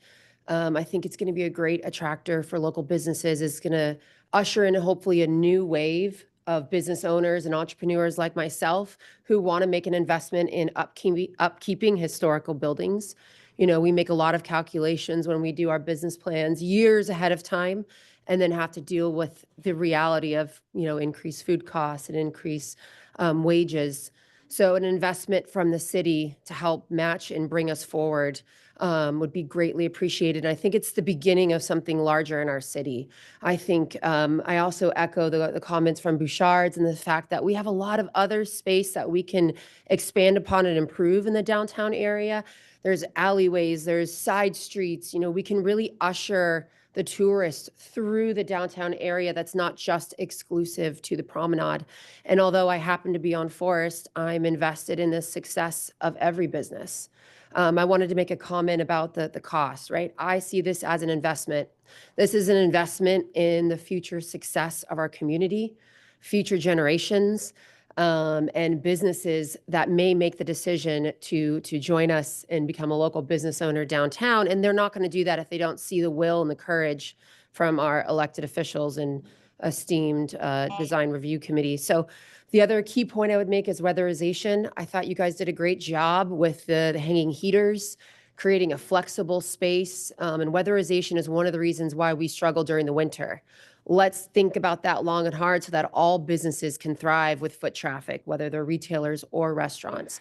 And weatherization is a key point of that. I made that point a couple months ago. And then the last point is timeline.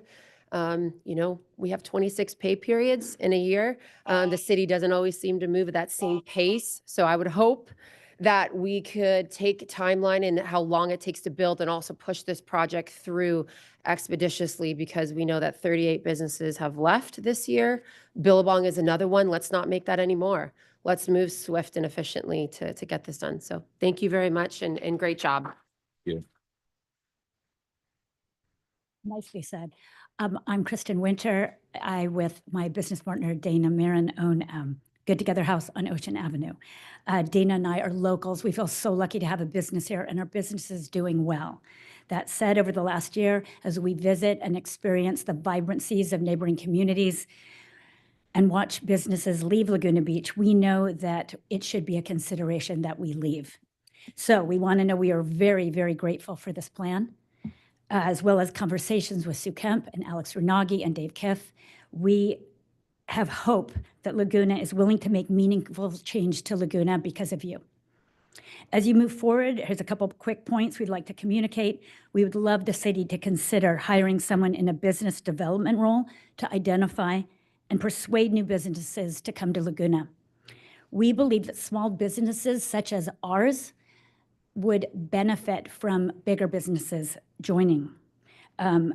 We need locals to know that they can find what they need when they make a trip downtown. Like you, we want our dollars to stay in town. Your efforts mean that Laguna Beach will stay relevant. Thank you so much. Thank you. Good evening, Mary Locatelli. Sometimes I feel like a broken record, but I would be curious as to the extent of community involvement in this project. How were the people in the focus groups chosen? How many were in each focus group? What kind of questions were asked of them? What were the answers? And you guys may all know all of that information, but what I hear here tonight are people that are very passionate on both sides. And I would think that from your perspective, you would want to know how many are in this group and how many are in that group. I know I would. It's not as important for me to know that, but I think you should. Thank you. Thank you. Hi, Roger Kempler, 28-year Laguna resident. And by the way, businesses are leaving outside Forest for sure. And we sure have to figure out how we can keep business here. But I support the thoughtful SWA design and presentation, emphasizing the flexible plan and the city's support of a permanent promenade, a village, a town square where people meet and enjoy the ambiance. Our observations are that even with the asphalt and parking lines for years, the promenade is wildly popular. It's more than high time, many years now, to abandon some Lagunans' obsession with the 40-plus parking spots as the magic tonic here. Even as a hybrid, like the bridge to nowhere, the search for the Holy Grail, this obsession is misplaced. Also, my wife and I have regularly been on the promenade a number of years and not observed wildly intoxicated people there. And what's wrong having a drink with your meal? Even in a hybrid situation, let's not return to sitting in vehicles waiting for stalled road clogging cars looking for parking on Lower Forest, where users we saw often went to the beach for the day. Another nice ad I wanted to suggest as a water town would be a water element near Coast Highway to quiet the noise there. And again, I do like the flexibility of design, and maybe a water element could be considered. I love the fact that you're having sound stages throughout the promenade. That's great.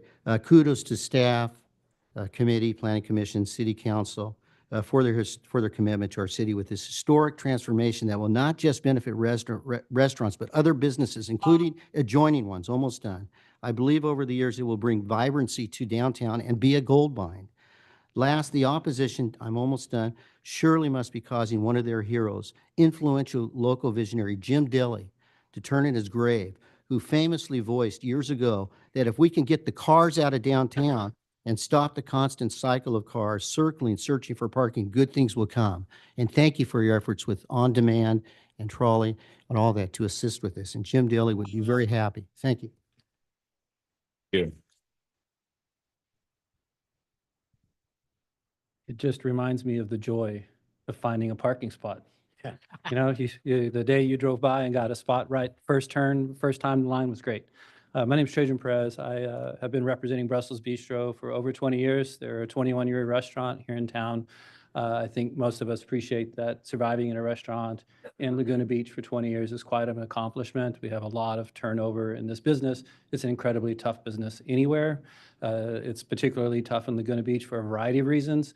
And one of the things I just want to approach is, first off, Brussels Bistro very much supports the concept and the idea.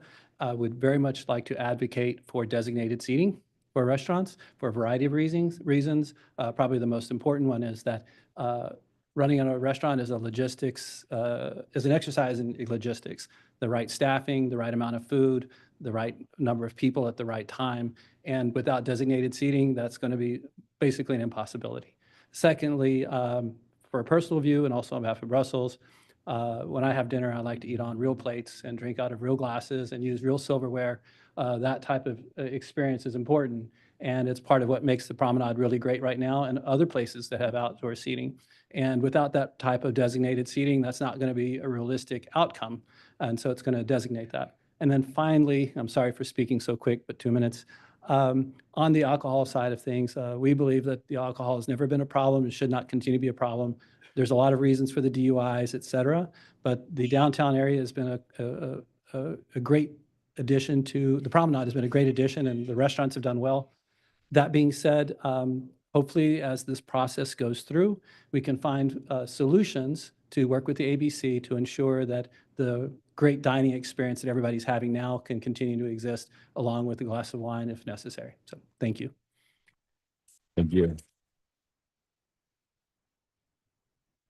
Hello, I'm Diane Clokey, longtime not visitor. I've lived here in Laguna for a long time. I vacationed here when I was a child. I only have one comment because I'm for the promenade. But my house burned down in 1993. We cannot close any street for exit, as anyone who has listened to the Palisades anguish. So I came a little late. I don't know if the bollards go down into the ground like they do in Europe and back up, or does a human have to come and take them out? I need to know that. I looked through all the paperwork and I couldn't exactly see that. So I hope it's the latter. I want to emphasize how important it is to get out to PCH. Thank you. Thank you. Good evening, Billy Freed. I wear a few hats in town. The one that I probably have worn the longest is an opinion columnist for the first Coastline Pilot and then the Independent. And I have clearly written about the promenade more than any other piece. I've counted it up over 10 columns advocating for this. So thank you. This is amazing. I think I like the design. I just can't figure out what I saw up there.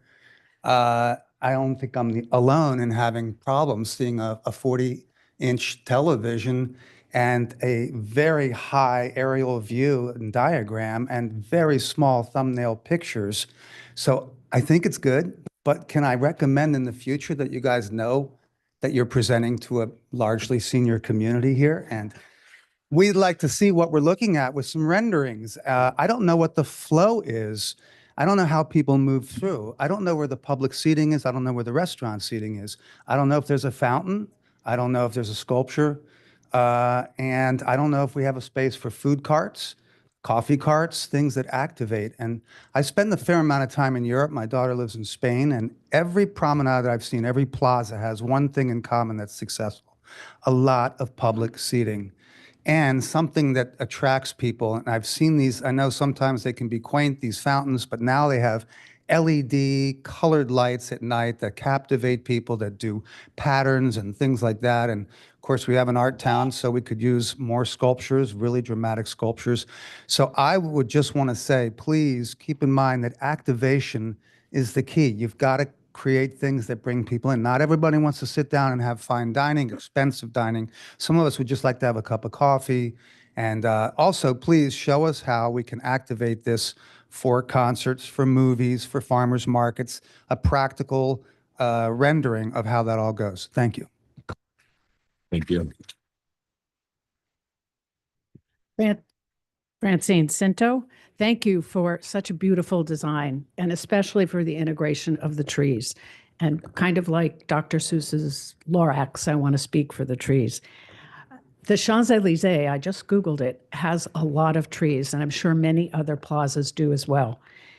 If you take to social media, there are scores of pictures of the fires in not only Palisades, but also Altadena, where the houses burned, but the trees are standing. So trees are not always fire problems. They can actually help dampen some of the sparks and things. I totally support the comments from Mark Christie and the representatives from Bouchard's and other retailers. The only thing I didn't maybe see is thinking about the entrance on both ends and maybe integrating visually the promenade with the other part of Forest and across PCH, so that it just doesn't seem like a separate place, that it flows into the rest of the town. And totally support those retailers. I used to be one. Thank you. Thank you. My name is Leah Vasquez. I'm very pleased to hear all the different comments. It really gives you a terrific sense of community. I have lived here since 1964, digging water wells in the canyon and being the head of the Arts Commission. I'm enjoying time with the Beautification Council and working with SWA with designs.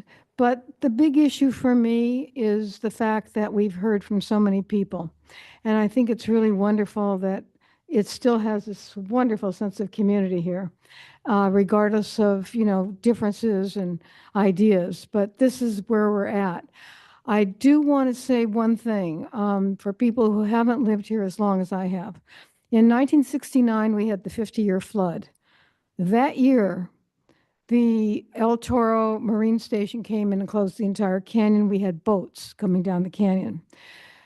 There was a mention, and I think it's extremely important for everyone here to know that underneath that street, whether it's the full Forest Avenue or the Promenade to the ocean, we need very careful understanding of what can happen, because underneath that street, where the water comes down from the canyon, is extremely important. The merchants will suffer, and all the good intentions will go floating away. So I just want to say that the engineering on it's extremely important. And having had those experiences, I know you'll come to a solution. Thank you.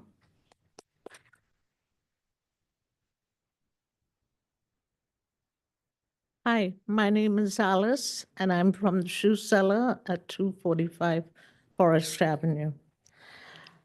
What I have heard today and what I've seen, the plans are great, they're grandiose. But my concern is what is going to happen to us, the merchants. We have spent our whole lifetime over there.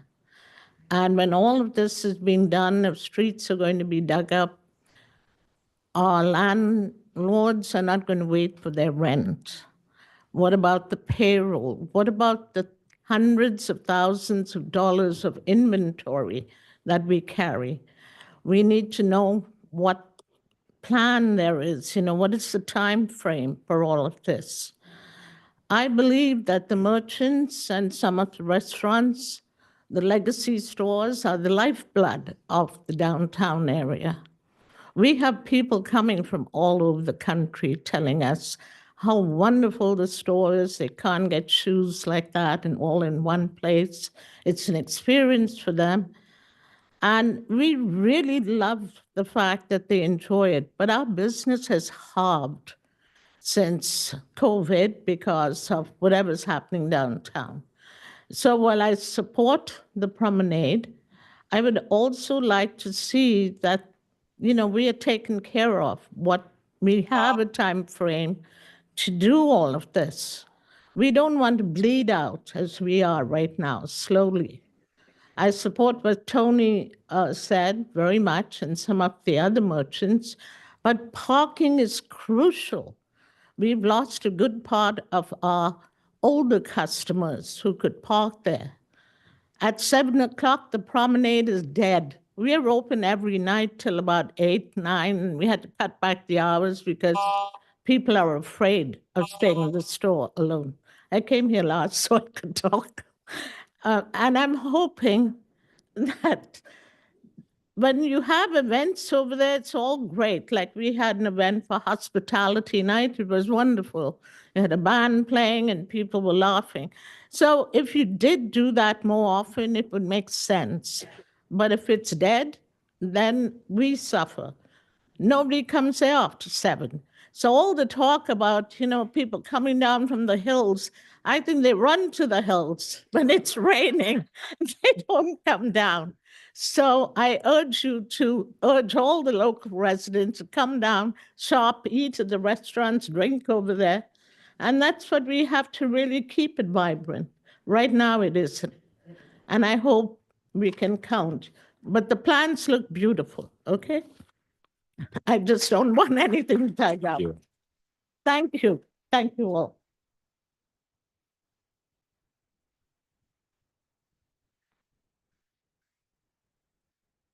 Hello, council and designers and commission. I think the plan was great, really, really nice. I think this was the first representation of something that reflects a lot of Laguna, a lot of thought you can tell is put into it. I love the aspects of flexibility. I love the name Forest versus Promenade. I'd like to lose the greats and get it a little bit more natural. One of the iterations that we heard earlier on was just planters without the squares. I like the lighting and the trees, but it needs to not be as illustrated where they were all at one level. They need to be all the way up into the tree so it feels starry versus lit. The problem I have with it is it's a lot of money going to one half of one street. If you go to Broadway and go to the new sandwich shop, you don't want to sit outside there and look at that sidewalk and that street area. You go to Ocean, and in my mind, Ocean should be the premier street of Laguna Beach because it goes from City Hall to the lifeguard tower. And we're doing nothing to help that particular street out. You called it the living room. Well, what about the bathroom and the bedroom, the porch? We can't just spend all of our money on one room. We mentioned the alleys. There's so much. I appreciate the gravel areas. I don't think they'll work, but someone mentioned a fountain. We could put a dry deck fountain in, and that's incredible flexibility for children so that you get McGilvery's grandkids in there and the things are spouting up at them, but then they go away for 2 weeks. They're only on when you turn them on. It's a great concept there. They spoke about promenades in other cities.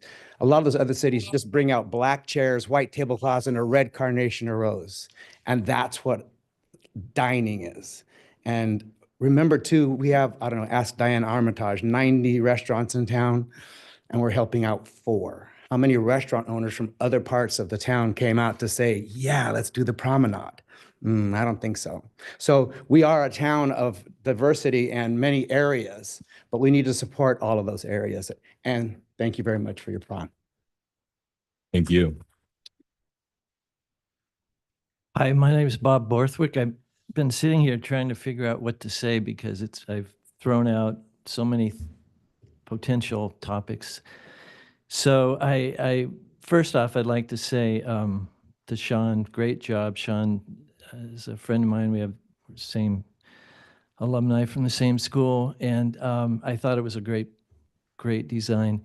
The couple things, I was on the architects committee, and I found it odd that we weren't able to really look at any hybrid designs. And I know that I've talked to some of the merchants who need their parking, as you've heard. And as a designer, I mean, I've designed projects like this for other cities, and I know that you could potentially combine parking with outdoor dining, and it's not an insurmountable issue. And we couldn't do that, and I still don't understand why that was not allowed. When I moved here in the 70s, I was a landscape architect. A lot of other landscape architects were working on Irvine Company projects, and there was a lot of opportunity in the county. There's a lot of new communities and Irvine Spectrum types of things. And I chose to live in Laguna because it was unpretentious, and it had an honest, authentic downtown that wasn't trying to be more than just a shopping experience. And I still feel that way. I mean, I think that, Forest Avenue was never an eyesore. And it was always, to me, it was always a world-class downtown, even before the street closure. And we've had positive visitor comments for decades. Nobody has ever said, we're not coming back because we don't like downtown. So I just, it seems odd to me that we're embarking on such a drastic change to a space that was never really an eyesore or never a detriment to the town. So I know a lot of my friends here feel the opposite, But that's just my 2 cents. Thanks. Thank you, Bob. Hi, PJ Mann. I want to speak for the users. I'm in the promenade or the forest, as we want to call it, at least 6 days a week. I meet old friends. I meet new friends. I meet people from all over the world. I use it to rest.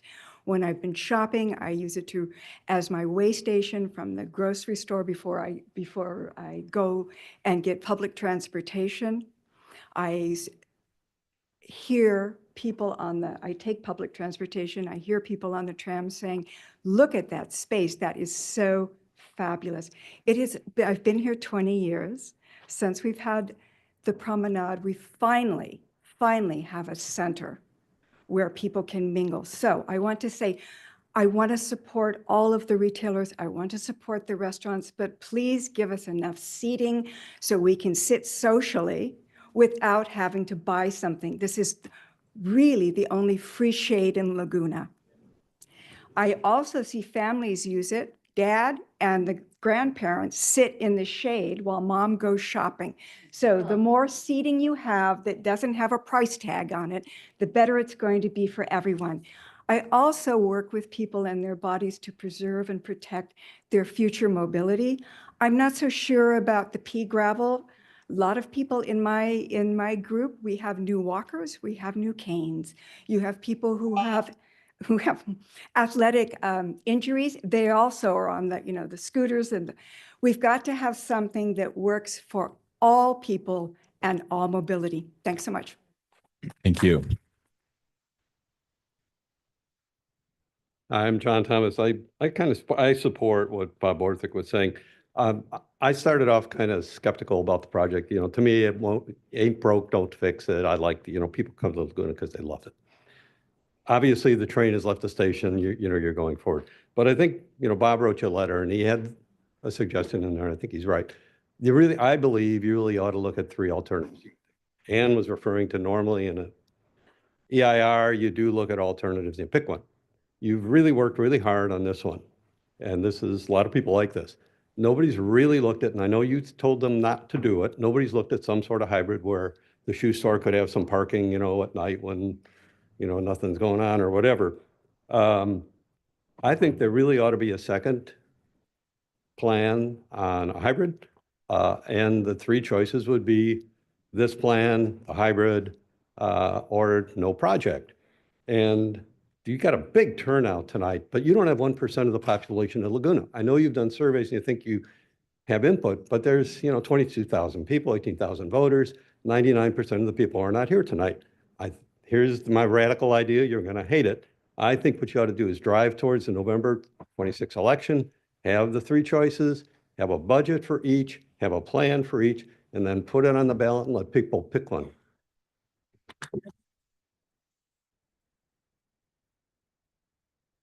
Hello, I'm Violet Sarhat. First, thank you so much for your hard job trying to bring 2 groups, right and left, together. It's not easy. And Sue, thank you very much for clearing the front of my store. I'm the owner of Violet Boutique at the present time, and I had 3 other businesses in town. Previous owner of the ice cream shop, Chantilly, PCH and Forest, Chantel Beauty Supply and Salon, across from Main Beach. Also, Violet Fashion that used to be next to the old White House restaurant, which is gone. And thank you for immediate action, cleaning up, and the business is open and visible now. I appreciate. The plan looks nice. Am I in favor of it? I used to be one of the first people that I was in favor of Promenade because of living in Netherlands, Germany, Belgium, England, and having that ambience here. And I said, let's work on it, let's do it. And I remember in COVID when I had interview, also with, the interview was done with Mr. Bob Wallen as well, with Channel 7. I said, let's try it for a few years and let's see if it works for everyone, restaurants, all the retailers, let's continue. Unfortunately, it's not working for some of us. And how we can make it to work, I don't know. I feel like many retailers are leaving and have left. I feel there is literally this invisible gun holding towards us, and we are getting just shot by the time that is passing, and businesses are keep going down. I'm a resident as well in past 25 years, and I've had businesses, as I mentioned. I don't see that residents, that many of number of people coming down. We talk about it. I had dreamed about, oh yeah, I'm gonna walk down, go there, but it's really not happening. Thank you so much. So if you, and the expenses, who's gonna pay my rent? Who's gonna pay my employees? Rents are enormous on Forest Avenue. The employees, mortgages, insurance, all that. How long we can afford it? I'm a single person. I don't have a rich husband. I don't have rich parents to support me. Who's gonna take care of us? Thank you so much. Thank you. Thank you. And then are there any other speakers who want to get in line? And if not, you'll be the second to last speaker. Hi, Ann Krisman, and I am a retailer downtown. I'm looking at, what have we had, 4 years now of this promenade? And I'm looking at the people who have been in charge of this for 4 years. And if you look at what we have 4 restaurants that have doubled their size. The build out on their size was paid for by us taxpayers. The rent is, I think, correct me if I'm wrong, I've been trying to get numbers from council now for a long time. They pay about $1,500 a year. That space would be $4,000 to $10,000 a month that all the other restaurants in town are paying. And I don't know how you can justify that.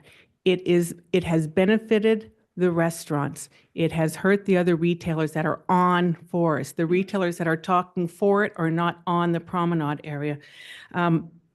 What about our traffic flow? Have you tried to get through Coast Highway going northbound? We used to be able to turn on Forest Avenue. It helped with that congestion. Now it's backed up. You can't turn. It's really bad. Forest Avenue was the entry into the downtown area, and it was a wonderful entry. You would go down, we would have banners up there telling you about the current events that were coming. We also have lost 50 parking spaces. Some people don't think that's important, but that comes to what, over $200,000 a year in lost revenue. I know that they say they're leasing 7 spaces over at Laguna Drugs. What are we paying to lease that? They're saying we have parking at the library. That parking opens up at 7 o'clock at night. Am I right? It's not open during the day. It's during the day that we need the parking. All the people that say they love the promenade right now, I'm down there 5 days a week. It's a ghost town. I am telling you, it's dead down there. And what are the costs? We need to have the cost. Have you ever built a house and just said, I don't care. I don't care what the maintenance is. I don't care what the cost is, nothing. We have no idea. Right now, we're at $250,000, I think, a year to maintain it with just what we have. What's it going to cost when Sean said we're going to have a team going down there every morning to clean? We're going to have canopies that have to be cleaned, that have to be pulled open. Who's in charge of that? Heaters, who's paying for the electricity, for the propane? All of this, you've got to have a cost. And yeah, that's it. Thanks. Thank you. Hi, I moved down here in 2015, and I was actually a part of the original parklet in 2016. So I've been a supporter ever since. Just to touch base on some of the costs, the restaurants do pay for the electricity, propane, et cetera. So that's coming out of the restaurant's pocket. So they are paying their fair share of what is part of the promenade. As far as the retail and, their issues they're running into, economy, times have changed, people are ordering online. So during construction, maybe we can offer some sort of like a seminar to help them with online sales, building a website, marketing. These are the times where people want to order online, not necessarily go downtown, buy shoes, go shopping or whatnot. And also, as far as the seating goes, we do ask that you do designate restaurant seating and do have open seating as well. It will help with a lot of chaos, confusion on where people from the restaurants can sit.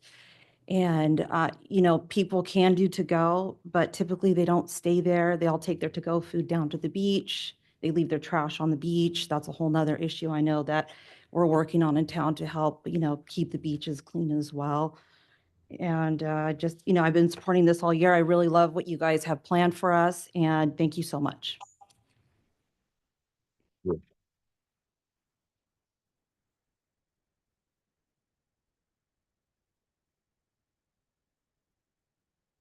Along the lines of John Thomas, I agree. We need more plans, and we need to vote on it. This thing, I should wait for Sue. In fact, I will wait for Sue, because I'd like her to hear this. I want a full audience.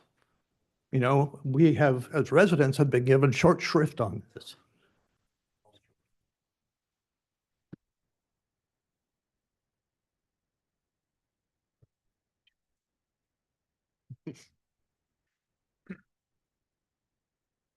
I think just make, it's 2 minutes for everyone, so if you want to just make the comments now. No, Alex, Sue has been instrumental in the development of this.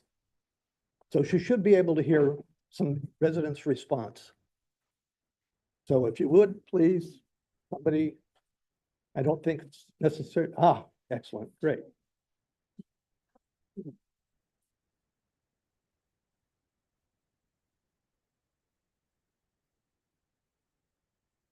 My point is, I got a question for you. It amazes me that we're even talking about a permanent promenade, because the residents have never had a chance and never had an opportunity to vote on this. Zero. This has been pushed through by the city council. It was illegally introduced to the public without proper agenda notification, leaving virtually no room for public discussion. Just 2 council meetings and boom, it was done.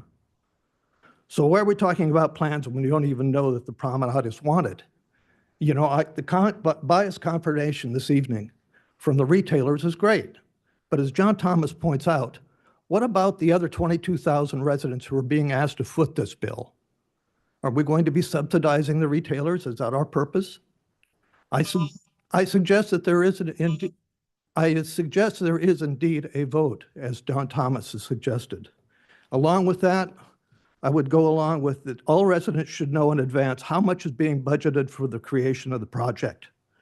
What are the future budgets expected to be for the project on an annual ongoing basis, especially if we're adding police to police the alcohol consumption?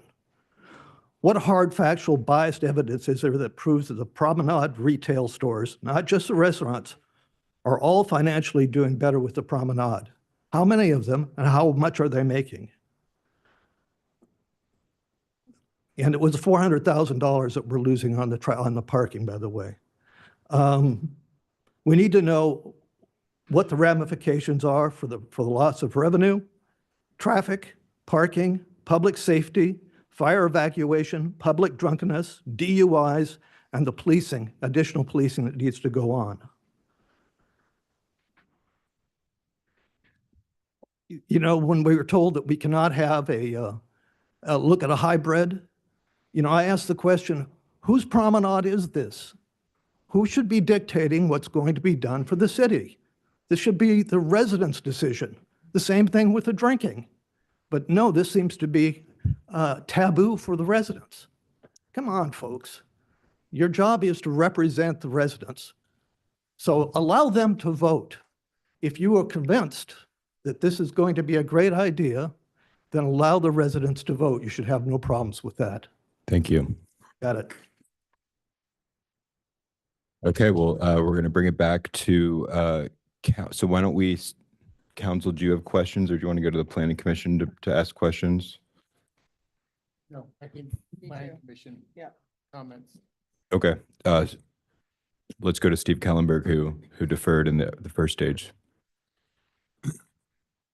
First of all, I just want to congratulate SWA for the work. I think it was really hard to get all that input from all these different groups. Is the microphone on? How about now? Is it on? Okay, so I just found it a very interesting outcome from all the input that went into it, and that when you have so many forces coming into one small space like this, that the output ended up being something very simple, because it could have been something very complex. And the solutions that we saw in the first round were all, a lot more complicated, a lot busier, because they were trying to do something for everybody and do a lot of different elements jammed in a small space. And so it's interesting to me that it's ended up being a very simple plan. The idea is that it's a programmable space that allows a lot of things to happen without making a major commitment for a lot of specific things to take up that space. So I commend the process on coming to that conclusion. I think that's a very sophisticated conclusion. I do believe, though, that when you have a very simple space, and we've heard it from others, that programming is really essential. That it can't be programmed for something to happen once a month or maybe once every other week. But if you're creating a stage for activity, there's a lot of responsibility that has to go into creating that activity and programming it. So that's one observation, not really a question, but I think we're at a point now where we can do both. I think I was going to ask Sean, there is seating, but I kind of question, is there an opportunity for more seating? Because to me, I agree with some of the input that seating, if we are successful in activating it, there will be a lot of activity and we're going to need more seating. If you go to the shopping centers in Orange County, if you go to the Spectrum and you go to Fashion Island, they have a lot of soft seating. They have a lot of outdoor seating with umbrellas, and they're full all the time. People are dying for a place to go where they can hang out with their family, get away from, the residents, and be in a public space and people watch. So I would support a little bit more seating.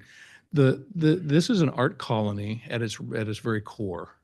And I guess one of my questions is how is that heritage of art being represented, in the design? And I know that one of the ideas is, well, we don't want to put sculpture in. We don't want to do anything that's static, that it's a stage and that there will be a lot of program art going on. But I'm not completely convinced that having some, permanent locations for sculpture over time that could be changed out, having murals, having things in the paving. Some of the greatest historic shopping centers and places all over the world have those things built into the environment.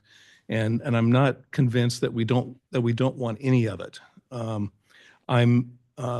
It came up that there was, what about the history of Laguna Beach? Is there an opportunity to have something not huge, not overbearing, something sophisticated and minimalist that allows a story to be told about our town, that talks about people, that talks about the art, that talks about, the rich history that we have here. And so I'm not sure what the answer to that is, but I kind of feel that that's missing and needs to be a part. I do have a question about the pebbles. I love the idea. I mean, I think the idea of having a soft surface is great. I think it's fantastic. I'm not sure. I think it's a challenge because I have gone down to River Street a number of times. It is degrading. You are seeing the grid underneath in places. And so I think it could be a maintenance issue. And as long as we're willing to accept the maintenance cost, it might be fine. But it's not a slam dunk. The idea of movie nights, I was in Spectrum getting my phone fixed a couple weeks ago, and they have movie nights there. And sometimes I go, well, that's kind of a cute idea. Does anybody really go? It was packed, it was completely packed. So I think and we've had a taste of that, and it tends to work. So the idea, I'm not sure there's a way of doing that in this plan, how that would occur. But I think it probably should. One of the things that retail needs is view exposure. We have, 20, 30,000 ADT on a PCH. I just want us to kind of be thinking about the ability to have views into the retail. We don't want that. We don't want to be overpowered by all the traffic and the noise, But we want those people to be able to look into that street, that window, and see vibrant retail there and know that it's there and it's a place where they can come. And the question of having water in there, I think I don't have the answer to that. I know we have a lot of water, right? We have the Pacific Ocean. Why do we need water on the promenade? But I do think it's an interesting question. So those are my thoughts. Thank you. Other commissioners? Is this on? Yeah. Okay. The point about the program and activities is, I think, at the very heart of the success of this project. And activities will draw visitors and users. Users will come and look in the shops and in the restaurants and hang out and eat or just be social. So the programming, the activity, we have very qualified people in the immediate area to do that. So that, I mean, that's something that the space is very flexible, very open. The details about materials and so that will all, that's the next stage. This project is at a point where we need to go to the next level, and a lot of this will start to filter out. This kind of input tonight from the public is great because it talks about the challenges of an unprogrammed space, basically. And whether it's programmed with activities or whether it's unprogrammed with just open seating, where you don't have, you're meeting people. Second thing I'd like to say is it's a community social space.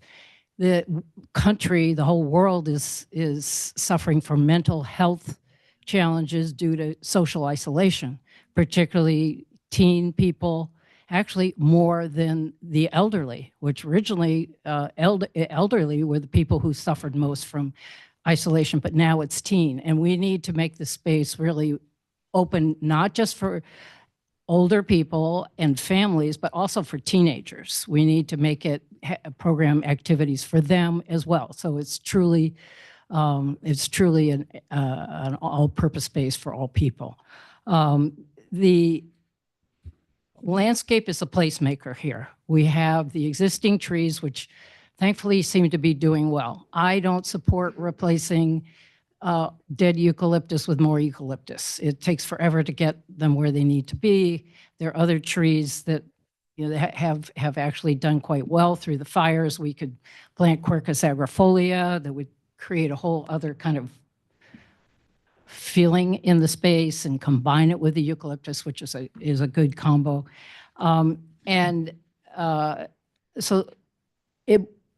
that's the organic part. And I think that SWA is addressing the organic part, not just with the planting, but also with seating, for example, that's wood, and paving materials, which are organic materials themselves. And then the man-made part would also include other furniture and lighting and all the fixtures in the space.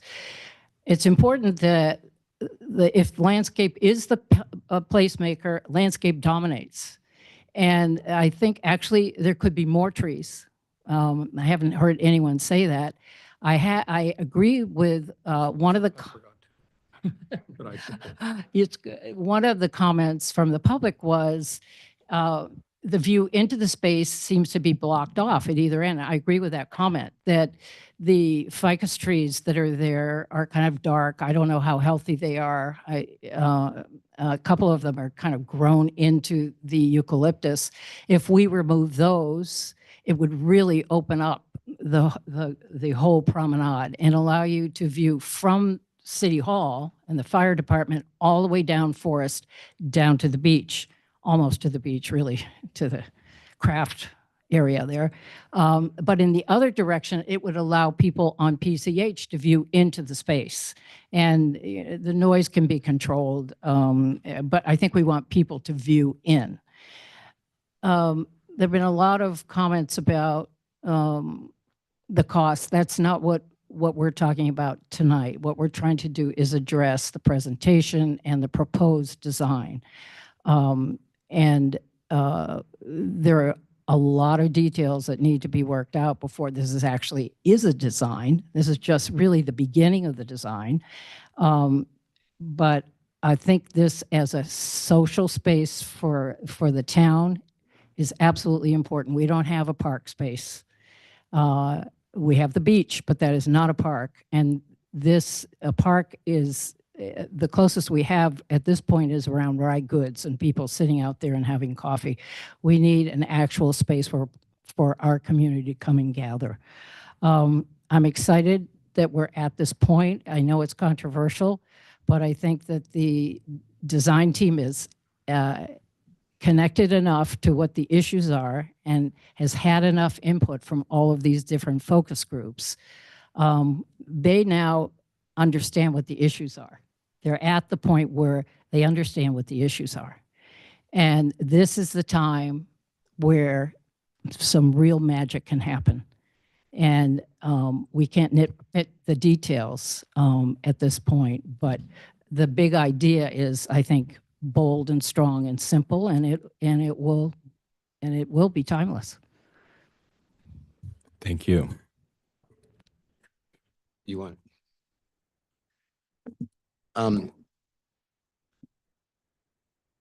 I agree with Susan's comment about there's a whole lot of work that needs to be done, and there's a lot of details that need to be thought through. And so I'm not really going to comment on any of the specifics. I'm going to make a couple of comments in response to what I heard. I think the most salient comment I heard was from Ruben Flores. He said it's one block on one street. And, you know, I'm downtown 3 or 4 days a week, walking around the downtown area. There's a lot of empty storefronts right now. And I think it's a function that land values, perceived or real, in the minds of landowners are very high, which translates to high rents, which translates to failed businesses. I think this needs to be a catalyst to drive more people here. The words I've heard that resonate the most are community, gathering, seating, open space. And I think we need to look at this not only as Ruben said, one block on one street. I think we need to look at this project as to what else are we doing to benefit the rest of downtown. We don't want this, because this ultimately, if we do this and if it's voted, however it gets done, it's going to be done right and it's going to be done well. But we don't want to have Oz, where you're walking into the promenade and you're in color, and you walk outside of the promenade and you're in black and white. And so I think we need to also consider what are the elements of the promenade that are going to make it work and are going to make people come downtown here that will also benefit the other businesses and the other areas and make those desirable as well. The last comment I'd like to make in response to John Thomas said there should be 3 options. I believe there should be 2. We either do this or we don't. I think a hybrid version is kind of what we have now. And a hybrid version is not going to be world-class. It's not going to be timeless. It's going to be, by definition, temporary. So, you know, I would make the argument that we focus all of our attention and our planning dollars and efforts towards putting together what we think is the best plan. If we wind up voting on that, it's to do it or not to do it, not to do something in between. Those are my comments. Well said. You know, I think I'm not going to get into a lot of the details either. I've got notes on all of that stuff. I will say, you know, it is totally okay for our community to invest in ourselves for now and the future. I think this project is a prime example of us deciding to invest in a place that will benefit all of our residents and people visiting the town.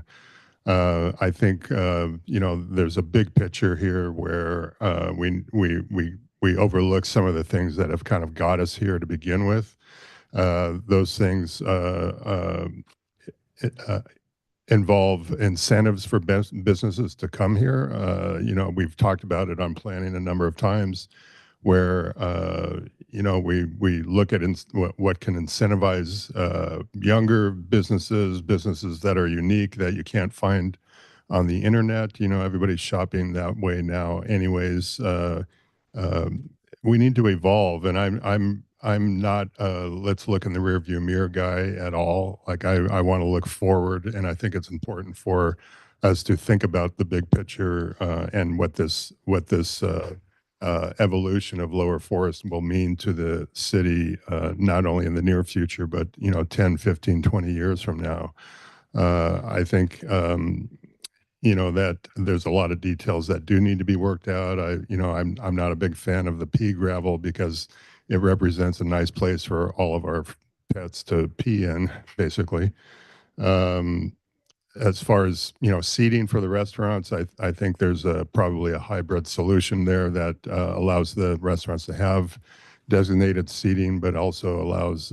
I like the idea of this QR code concept, where because I think a lot of the action is on the restaurant side, and if you look at the other side where there is some open seating, I mean, it's just kind of temporary, but it's not being used as much. And if there is a possibility of developing seating where it's on the other side of the street where people can also order food from a restaurant, I think that'd be an interesting thing to pursue.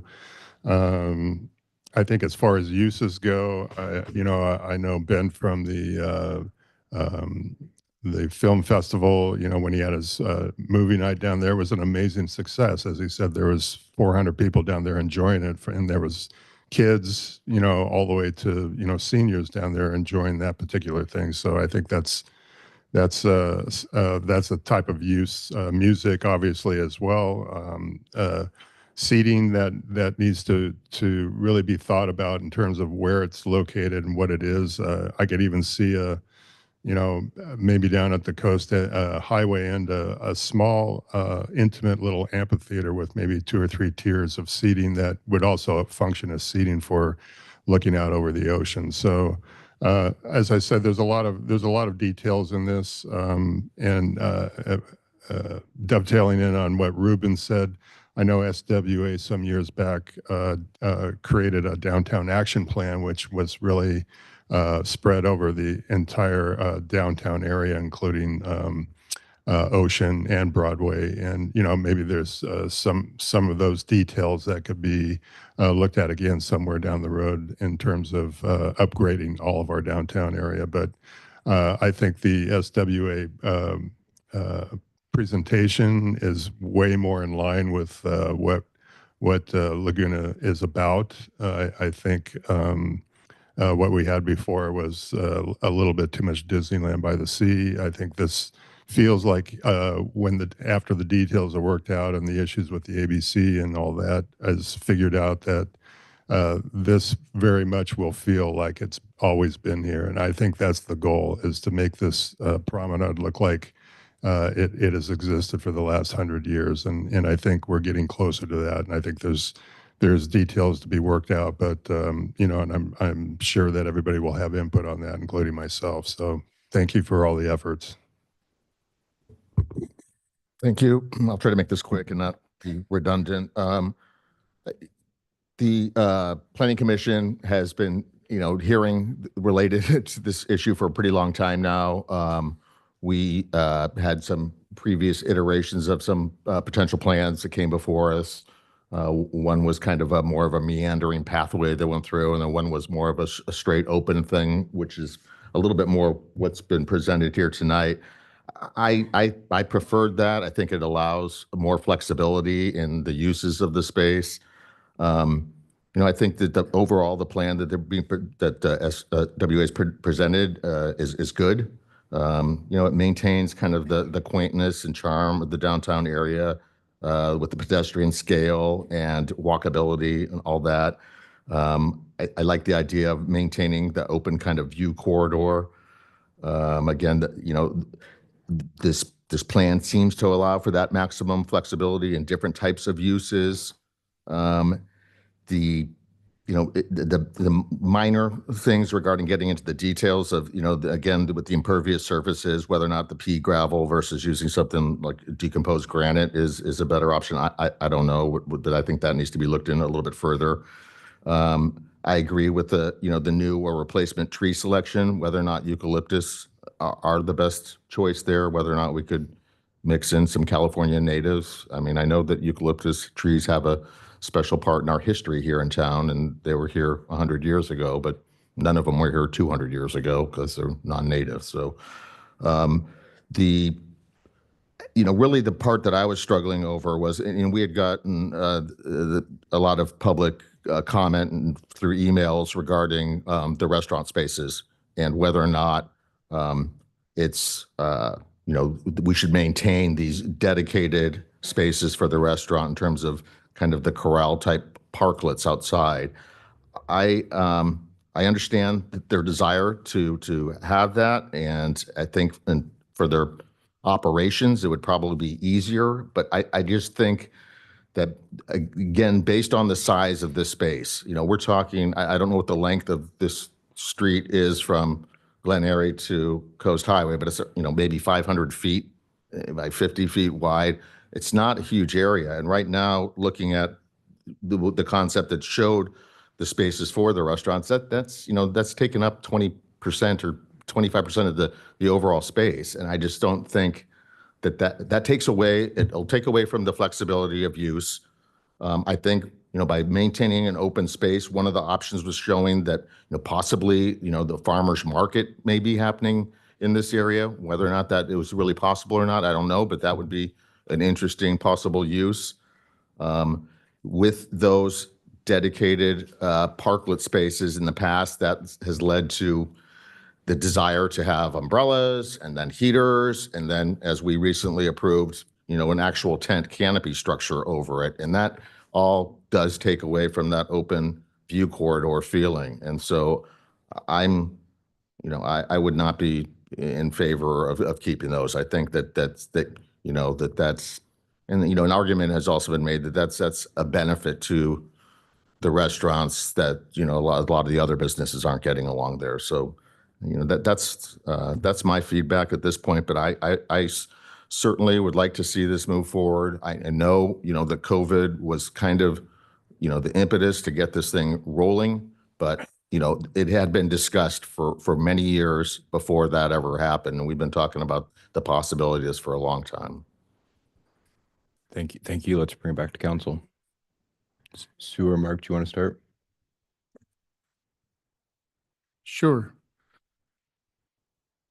A couple of points when regarding the retail, and I am sensitive to it, and I of course want to see everybody succeed. And but I do think it's interesting if we think about it. This was created during COVID, and then after COVID, we know that retail changed dramatically.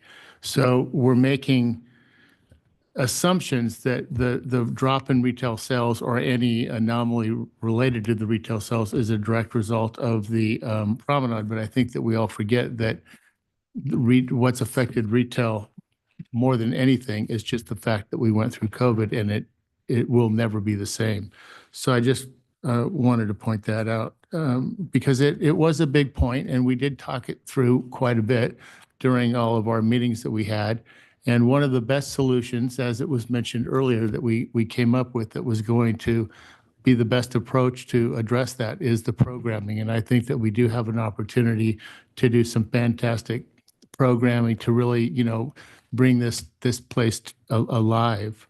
As far as and Sean, the design team, I think, did a great job. And I want to remind folks that and all of us really, as we work our way through this, that there was a lot of thought into simplicity and flexibility. So the seating is not permanent. It can be altered and changed at any time. The lighting is meant to be flexible, so that's not a permanent feature as well. The heating elements are also flexible, and the entertainment options it's designed to accommodate a variety of various entertainment options. So what we're really looking at for when we get down to the nitty gritty and start talking about moving forward is the tree type, the 3 trees that are being replaced, the paver color, the pebble, tree grates, Ballard design, drain grate type, and the K-rail is unless you, Sean, I would be interested to know if there's something else that's missing. I just would like to keep this focused so we can move forward. And I don't want to leave it open-ended. And I do have other comments, but I'd be interested. I've been living with this for a long time, and I'm, of course, interested in what my other council members have to say. Before we get to that, Mark, are you looking for direction from the council on each of those items? And are there other items that you're alluding to that Sean could bring up? Or how do we, in terms of making this productive to move forward, what are you looking for? Yeah, I think we just have some recommendations for the planning commission to look at that we've already talked. I mean, I'll make my comments later. Okay. Tree selection, we talked a little bit about that. Seating, we're working on programming. We just haven't talked a lot about it, but we're definitely we totally get that. What do you think you talked about the pebbles and stuff like that. And, I understand exactly what you're talking about, Steve, because Mark and I went to the Riverwalk and they have that matrix and then they have the pebbles on there, but it doesn't wear well. We were both kicking it around and we were like, no, we don't want that. So that's something that needs to be looked at. I think the treatment in terms of the street needs to be, we would like some input on that. Things like that. So we'll articulate that a little bit more, but that's kind of the direction we're looking at, is from more of the aesthetics, because, I think the framework is there, but I'm going to let the rest of the council talk and then I'll make my comments. But I do think we should keep it in two categories. The flexible category and then the permanent category when we get down to it, just so we all understand that there are options.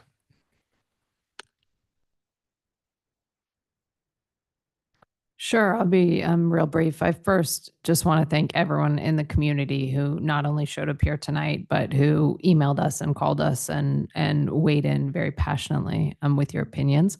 I know it matters to all of us, and I appreciate you being part of this. I want to thank you guys. I thought that was a great presentation. I think it's a beautiful project. My request would be that you consider and address environmental sustainability throughout all of this, right? What materials are we using? How much permeable surface is there? As much as possible, looking at native species. If we can get some coast live oaks in there, if we can get a sycamore in there, my favorite tree, anything to kind of remind our visitors that we are first and foremost not only a tree city, but an environmentally sustainable city as well. Some of the materials and plant species that I saw in the presentation give me a little bit of concern, the ipe wood, the feather grass, et cetera. So just take a look at that. Thank you. Thank you. Bob?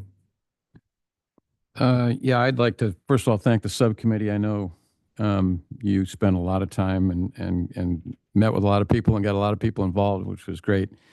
And I would like to thank Sean and the SWA team. I think you did a spectacular job at, as Steve Kellenberg said, at sort of integrating, a multitude of viewpoints. And I like the simplicity aspect of it. I'm a proponent of the promenade, have been, want to see it move forward. I agree with Steve Goldman. The options are do nothing or do the promenade. So I'm hopeful that we'll move that forward. And in terms of the details, I mean, there's 5 people sitting down there, and there's a lot of experts that are going to be much better on getting the details right of the planning. So I'm not really going to weigh into that. But a couple of things that are higher level that I think the council needs to keep in focus as we move forward on this is budget. Number one, that's fair. We're not at that point tonight, but we need to work on the budget and show the costs and be realistic about it. We need to develop a plan to work with the merchants. I think about the light rail project in Santa Ana, which was very negatively impactful for residents who are on the light rail. And OCTA did, a number of things to try to mitigate the impacts of that. I think that the other points that were made by several of the speakers and some of the planning commissioners is the larger plan for downtown. We talked about that here on Friday in our strategic planning session. Absolutely. This has got to be, the part of it. I like Steve Goldman's word. I mean, I think it will be a catalyst for the rest of what we can make happen. And that's one of the reasons I'm supportive of it.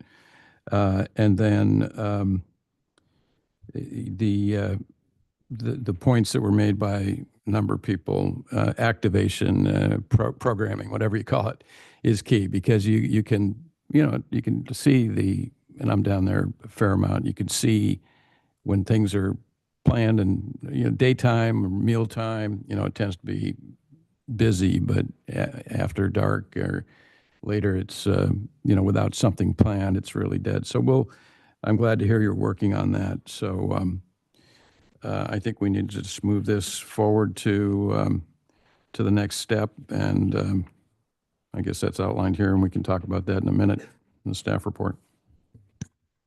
Yeah, so I agree with all of my colleagues up here. And first off, I just want to thank all the community members who showed up today. I agree with what Leah Vasquez said about having the diverse viewpoints makes Laguna interesting. It'd be boring if we all agreed, and I think we all are better off when we're having respectful dialogue, and it just makes things more interesting.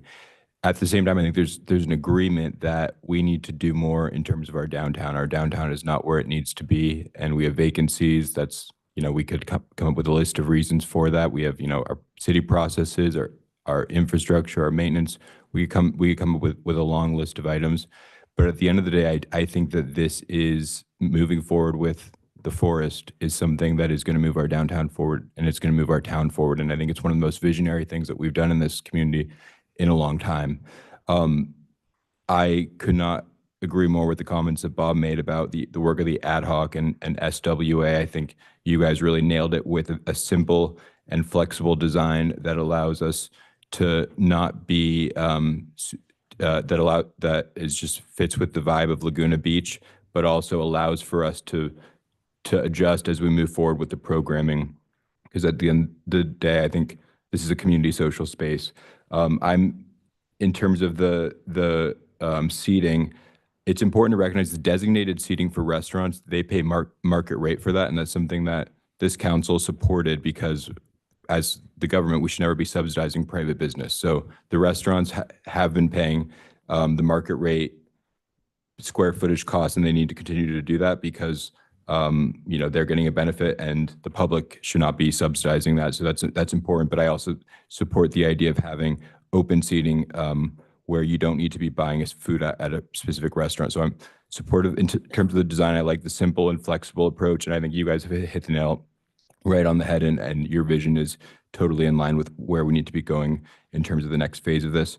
The concept is going to succeed based on activation. The hospitality night is one of the best nights of the year because you're able to see people from that you don't see in your day-to-day life. And as I think Alice, it was you who mentioned the fact that is really what brings alive. It's good for everyone. It's good for the residents. It's good for the businesses. It's good for the restaurants. It's good for our downtown and for our community. So we need more things like that. The Coast Film Festival is a perfect example of that. Unfortunately, it took a long time to get that permitted to go on the promenade. But once we got it, it was a great event that brought people together. I would love to have more movies there. I think a night market would be cool, where in Cal Poly SLO, it's a great event and so that goes to the flexibility of if that would even be possible. I don't know. Ultimately, I think there should be some thought into having some sort of a downtown business district that could manage all this programming, because I don't think the city should be doing it. But I think something where the businesses are all empowered to be a part of it and have stake in it is going to be what's most successful. So that's something that the ad hoc committee, I think, should look at as we move forward. And then I really like the idea of a Laguna Walk of Fame along the promenade. In 2 years will be our 100th year anniversary as a city, and what better way to remark on our storied past as a place that's really pushed the limits and been a forward-thinking community that's not afraid to do things differently. And that's the goal that we really want as we move forward to the next 100 years, is not just being afraid of change and keeping things the same, but instead figuring out what moving forward in a way that's innovative. And so I couldn't be more excited about the opportunity that in 2 years, in 2027, when we're celebrating our 100th year anniversary, that we're doing it at the promenade. And so honoring the people who came before us is a great idea. So again, thank you, Mark and Sue and SWA. We should have you on all of our capital improvement projects, because I think you guys really get what the vision that we're looking for in Laguna Beach. And I think this was also done at a fraction of the cost of the previous design. So that's always good. So in terms of so are you looking for any specific feedback going forward, or this will go? Mark, go ahead. I'd like to bring Sean and Louie into that and ask them, and actually Megan, to go to the next level, do you just simply need, with the consultant, do you just need us to approve the general plan? Or does it need to include the items that I mentioned as far as the paver type and color, the grates? And I can read the list if you'd like me to. Well, I guess for clarification, by next level, what do you mean? Do you mean referring it back? Who do you mean referring it to? Well, in the staff report here, it refers to the consultant to start CEQA. Oh, I see. You're talking about sequence specifically. There's clear, assuming that the majority of what was proposed tonight is the direction, the CEQA staff has already reached out to CEQA consultants and started that process. It doesn't seem like the design largely is going to change. I think there's sufficient for a project description at this information for a project description at this point. So in terms of that, your question, I think that if there's more detail to provide, if you have any other feedback, that's always helpful for purposes of defining the project. But I think there's sufficient information to proceed at this point. If the project significantly changes in the future, the project description will also have to change to account for that. So you want to provide the feedback you can. But other than that, in terms of CEQA, you're ready. I think you have a project that you're ready to go forward on. Okay, then I'll read the list again of the items that I think that should go down to, that could be handled at the planning commission. The only other, again, Alex, you mentioned the programming and the entertainment and maybe the market.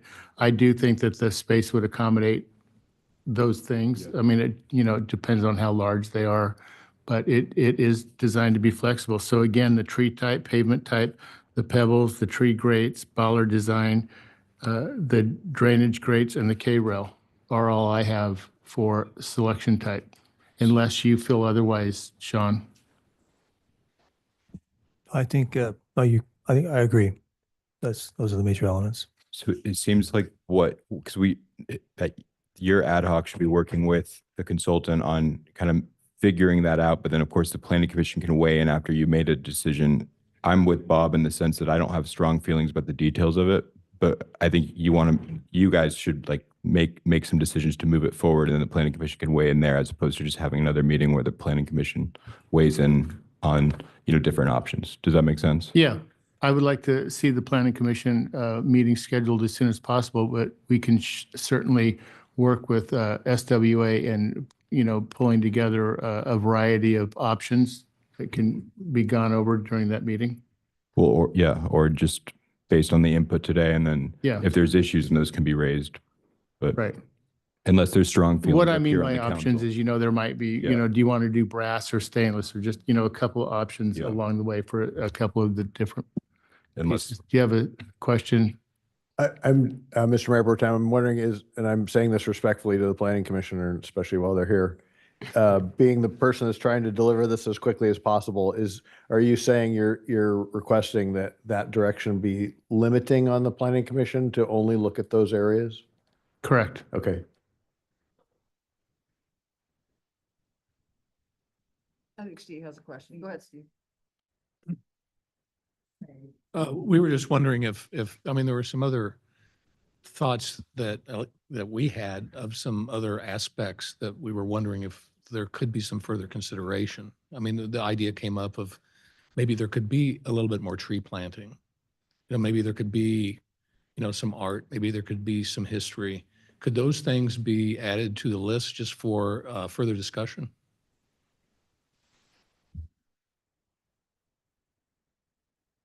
Let's talk about timeline with the city manager and with, so we have a 100-year celebration coming up, right? So that means that fall's our target, late fall. So I'm just trying to work, with the schedule that we have before us. And I know that we, in the city, we love to, go on and on. The main beach, what started in 2018, and it's getting ready to start maybe in a month or two. So I'm just trying to see how we can move things along. So I'm open to suggestions. Is there any possibility of, us as either a couple of us or individually of meeting with representatives of SWA on certain details that may or may not be part of the final project? Or is that problematic? It's not problematic for me. I don't know what, Well, why doesn't SWA just come to the planning commission? Yeah, and I'd be curious to know, again, I'm getting out of my lane here, whether or not that this could be a one meeting and one and done Mhm. versus more than one meeting. Well, I think one thing the planning commission doesn't need to worry about right now is the art, because we'll be talking to Sean Poschel, because she does a lot of the public art, she does all the public art. So we'll start talking with her. That's what I well, think. again, we have talked about that Yeah. actually quite extensively, and that went into the simplicity and flexibility of the design. It was decided that the various art components would be temporary in nature, and then that would actually help the programming, because the different, like somewhat like the museum does now with the art and nature, right? That invites a new group of people down to see that particular art, because it's a ever evolving, art. So that's what was discussed in the meetings that we had. Rather, instead of just a fixed static, art that, you've seen it once and then you move on. So what's the timing of when we're gonna get to the next stage of design? Can we talk about that with Megan? I think we were trying to figure out whether or not you're blessing a concept design tonight, sending it to the planning commission for comment, and then it comes back to you as final plans? No, I think what we should be blessing is for the ad hoc committee to continue working with the consultant and whoever they want to be advising them, finalize this concept plan and then take it to the planning commission, right? I would be fine with that. That works. I think that's the simplest approach. Say it one more time for me. Where what we're blessing tonight is we heard all this great public input. We heard the planning commission. I think what we're blessing right now is for the ad hoc committee to continue working with SWA, finalize, maybe make some modifications to this concept plan, and then bring that to the planning commission. Okay. And then Okay, Megan. from there, it's, the planning commission will weigh in,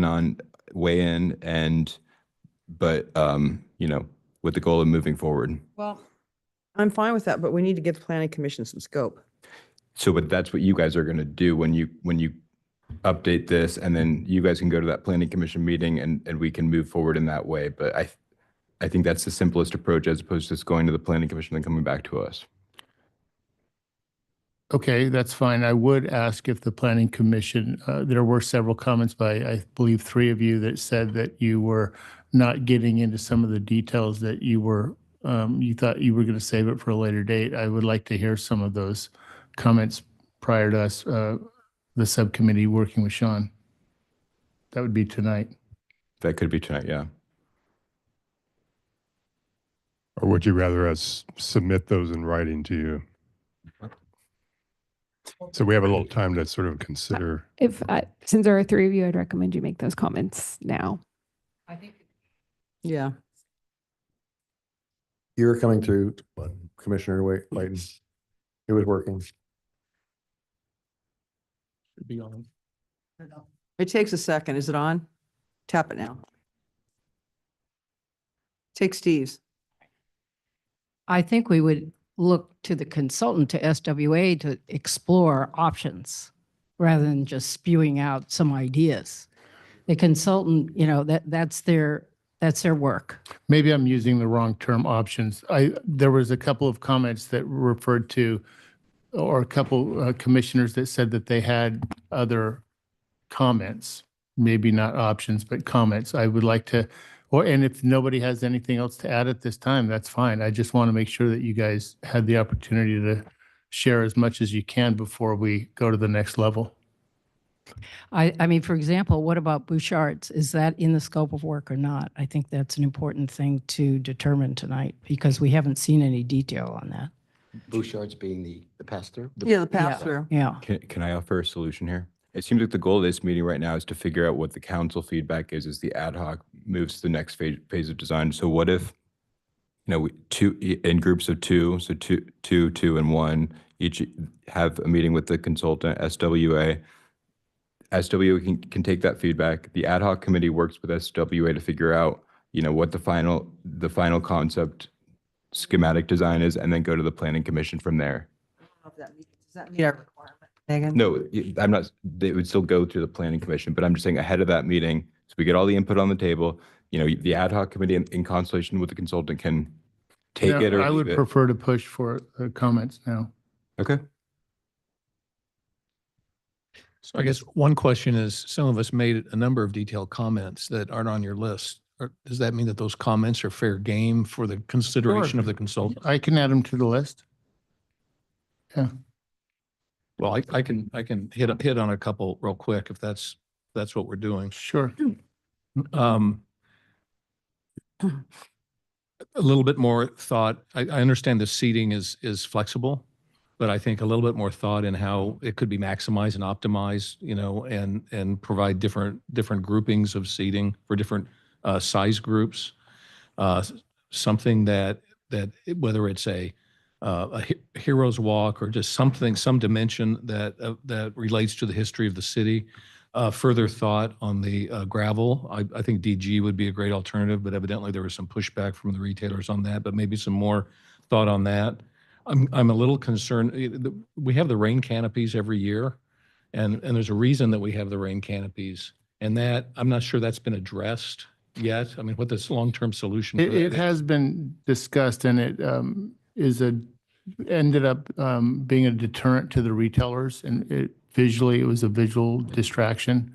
You mean the big tents that are out there? Yeah, I mean, there's a reason that they want the sides on there, and I mean, I guess are we just going to say no? We're not going to do that anymore? Correct. Yeah. Okay. A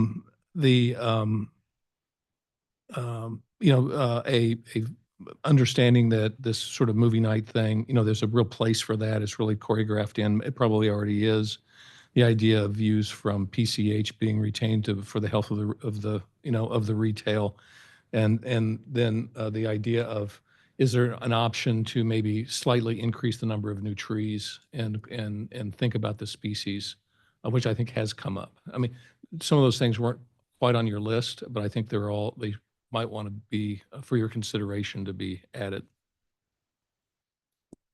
So Louis, are you catching all this from the planning commission? Okay, for the planning. Ken? The other thing, we're on Forest Avenue, there's a really interesting history of what the buildings used to be. Slice Pizza used to be the jail, for example. And all of those buildings, a lot of those buildings along this stretch of forest, which is about 2.5 tennis courts long, and it's the same width as a tennis court, 60 feet wide, 65. But the history, if we can somehow in this walk of fame incorporate some of the history of these buildings, since we're so focused on historic here, I think that would be interesting to everybody. And I think part of this is there's a big idea here that kind of seeps through periodically in this discussion, and that is, when we have a problem with the retail downtown, and this is an opportunity to be a catalyst. It will be successful as a catalyst if it's a really interesting place to be and it draws people. How do we make that happen? That in a way is in conflict with the idea of simplicity. And so we have to figure out how, on this simple sort of canvas that we're creating, which I completely support, we still have accents and we have very interesting things and engaging moments that occur that make it an interesting place to be. And that, plus the programming, I think is the home run. Yeah, I mean, it's the content. We have history here. And we have a very stable local population, and we want to bring those people down. I mean, that's what we have that other places don't have. And I understand, and we can explore ways to honor the history specifically where it's a permanent feature. But I also think that there's, as I've already said, a lot of opportunity to do this on a, non-permanent basis to keep it fresh and new. Oh, for sure. Yeah, not to say it's stuck, but it's a permanent gesture. It doesn't have to be overpowering or, it just needs to sort of squeeze what we have out. And some people, it could be done very subtly. Some people may not even notice it. It's just another type of programming. Okay. Next. So, I don't want to keep going over what's already been said in terms of the types of programming and all that stuff. I think you've already got the list down. I've always had this concept, and it may not fly for this, but I like the idea of somewhere in there that there's a little different level to the programming that's there in terms of a seating element. And I think I brought it up in terms of a 2 or 3 tier little amphitheater somewhere on the promenade. And I know that creates kind of a permanent thing, but it could act as a place for a small music event or whatever, but it could also act as if it's positioned in the right place, a place where people can sit and look out towards Main Beach and look at the sunset or whatever, so.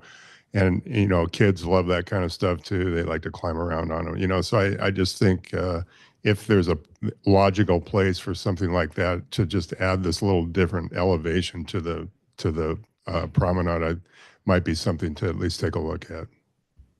So explain so you said an amphitheater. So Well, are you talking about seating? It is seating. It's seating that's simple. It's probably made out of cast concrete or whatever. It could be something a little more decorative or whatever. But it's like, you've got the ground level, then you got seating, and then you got seating, and maybe one more. Right, tiered.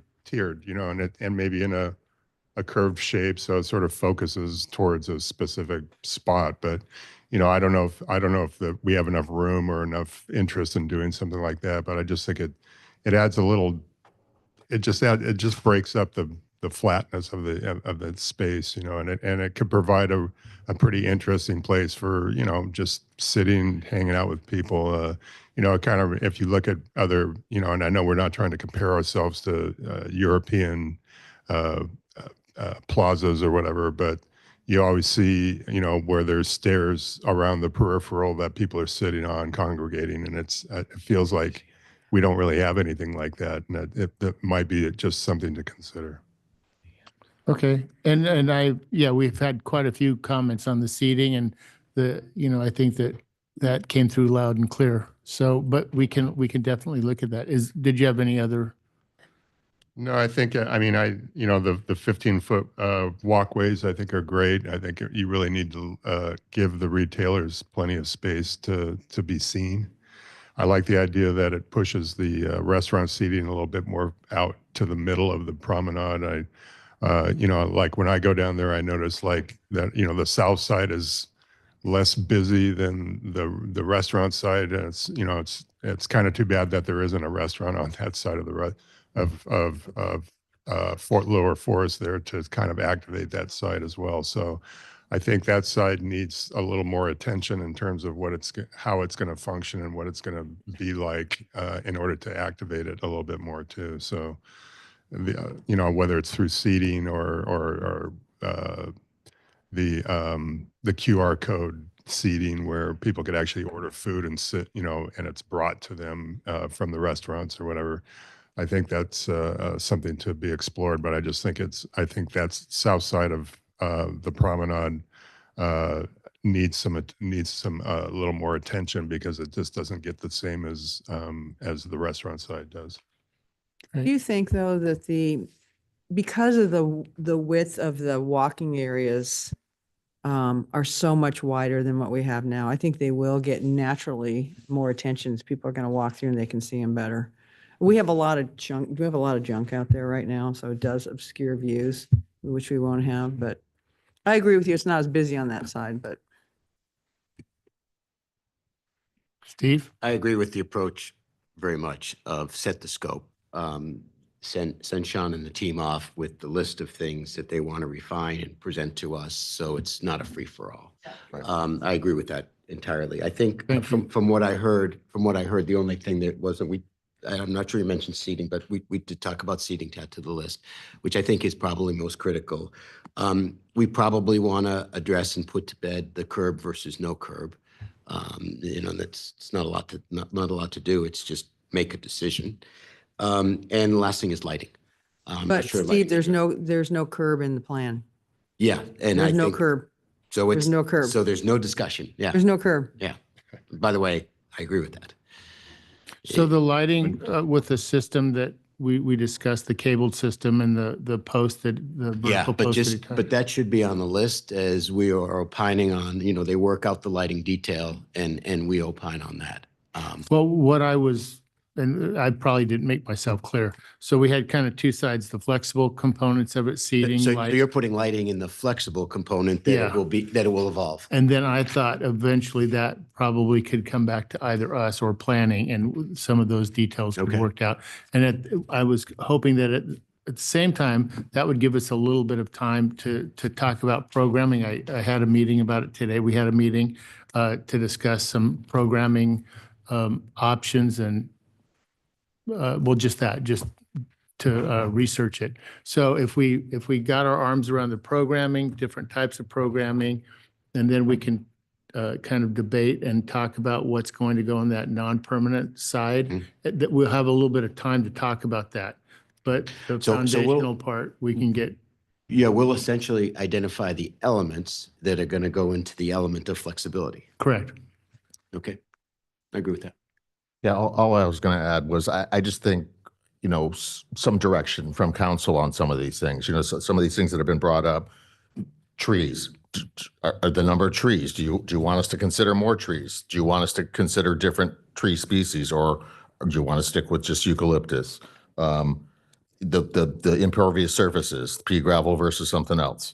The paving. Do you want us to give us wide range to come up and say, you know, hey, we're going to do the crazy quilt here, and we're going to do this here, or do you want to give us some sort of guidance on that? The grates, the seating. I mean, not, you know, seating is going to be flexible and movable and stuff, but benches and stuff, concrete versus wood versus, I mean, when we were doing the main beach renovation, we spent a lot of time talking about benches Yeah, we know. and garbage can types and the lighting fixtures and a lot of stuff. So anything that you could direct us versus having us Well, I spin our mean, wheels and. so my view is you got a landscape architect here. You have Steve, very familiar with this. And you have SWA you'll be working with. They can give you recommendations. Let me just pick one. That's what I think. I mean, my read of this is that we're all agreed on the framework. Yeah. Yeah. I mean, and I think there's a little concern that, you know, the commission might go off is that I don't think that's going to happen. I think we're all agreed on the framework. I think we agree on the simplicity. We agree on the fundamentals, and we're not going to mess around with that. We're really moving into detail level. And that's at this point. And I think that's kind of what you want. Correct. Well, and I think that there'd be council direction needed on any of those items if any of us felt like I trust you guys to continue moving in the direction you're going and kind of figuring that out and taking it to planning commission. So I don't know if my colleagues feel differently or have any specific input. Now would be the time to provide that. But it seems like in the absence of that, if we're kind of good with the direction, then we're in a place where you guys can, you know, take this to the next step. No, I'm good with my only design note that I wrote down here, because there's a lot of other stuff that people have had good ideas on, but I think it was Sean that said early on in answer to a question, and I agree with this. You know, I don't know what the alcohol solution is going to be, Right. but I don't want to see barricades out there. I don't want to see. To me, that's a hard no. So. The one design thing I have is I really think a walk of fame or something along those lines where we could over the next 2 years figure out who those key figures are in our history and kind of tell that story and have this maybe it's not on the, I don't know how it's done, but I think incorporating that is something that I would strongly encourage. Yeah, and I you know, we can let's think about that. Yeah, 'cause we don't- When it was brought up, I was thinking, you know, at our meeting that we had last week, and we had talked to the city manager about starting these other projects around town and getting the rest of the town cleaned up, you know, in conjunction with this project. But it might be interesting to think about spreading some of that those historic elements throughout the various areas in town instead. So it's just not all in one place, but it would be kind of an interesting exploration, navigating through town and seeing these different areas. Our own little freedom trail. There you go. Can Megan and I try to walk through next steps then with you all? So I think the next step is for the ad hoc committee to work with SWA to further refine a concept. That goes to the planning commission next. The planning commission is asked to do design review and issue a coastal development permit for the project. Maybe in one meeting, hopefully in one meeting. Then that comes to council for final design approval, and then it goes out to bid. Oh, final design approval and CEQA approval. Correct me. CEQA, so there's also a second part of this promenade project is the Slow Streets program.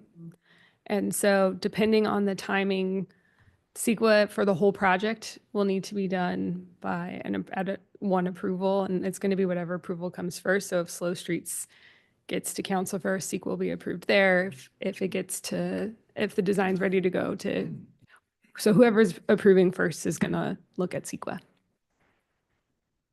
That all sound right then with that change? Okay. So what would be, in terms of timing of all this, how do we see it playing out? When would this go to planning commission? Louis or Sean, what are your thoughts there? So the next step would be for SWA to work with the ad hoc committee to make those modifications to the conceptual plan, and they would probably need a couple weeks to make those changes if there's additional feedback. And then we would go through the noticing if we're trying to do it in one meeting for the planning commission. There's noticing requirements we'd have to make, so try to get at the planning commission within a couple of months. In March?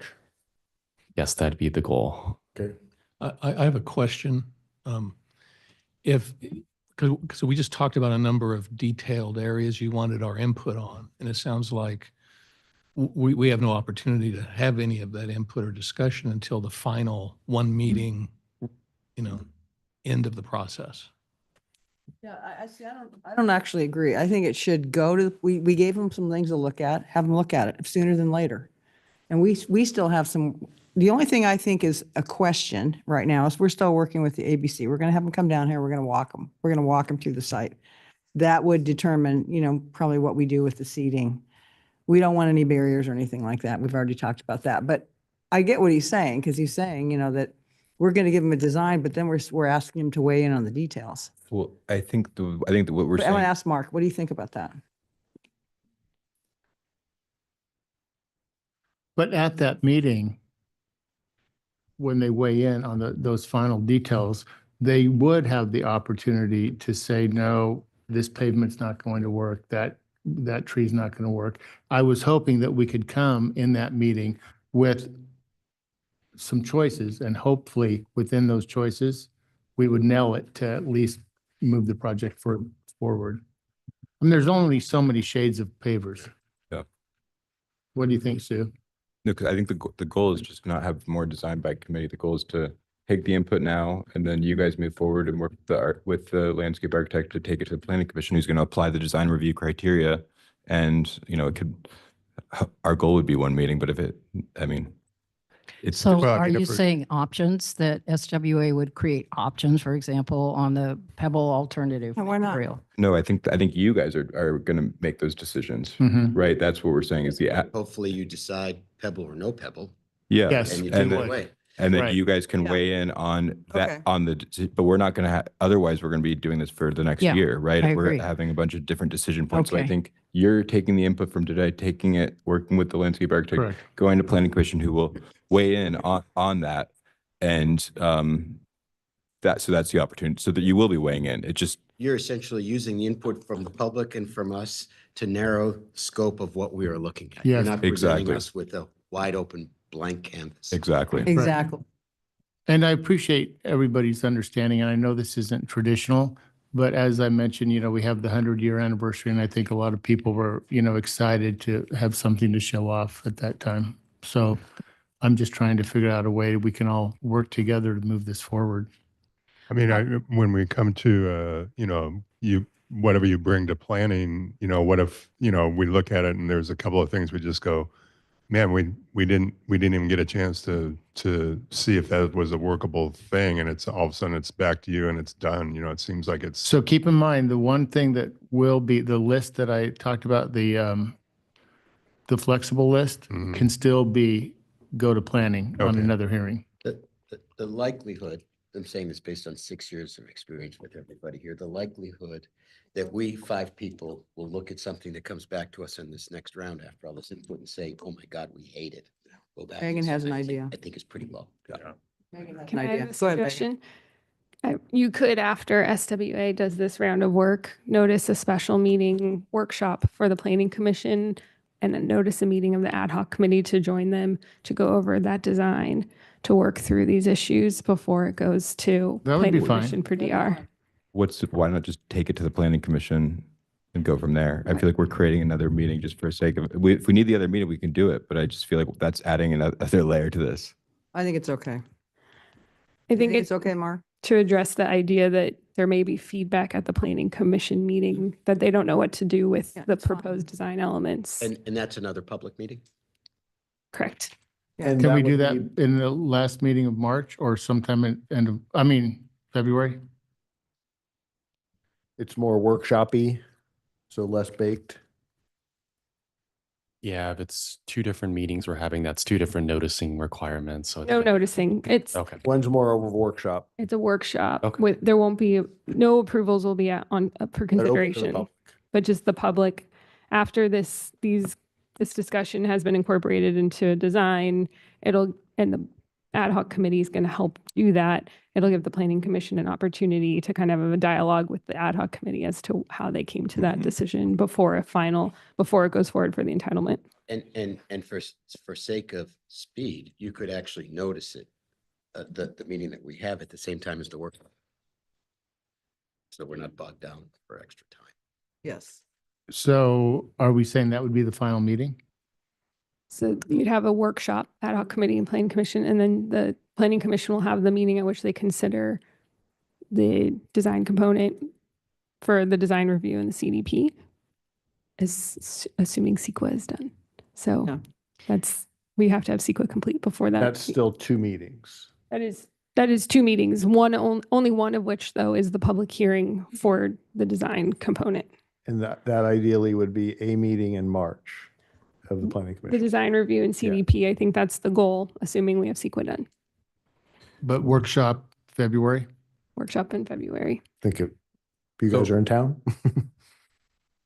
What's the planning commission What- schedule? Go ahead, Bob. No, I just, Megan's now twice said, assuming we have CEQA done. So what's happening with CEQA? The project, the staff, Louis can probably explain the status, but I believe that they reached out to consultants. They're going to revise the project description tomorrow and reconfirm with the consultants what the determination will be as to what kind of CEQA analysis is necessary. Because it hasn't been determined yet because the project wasn't fully defined.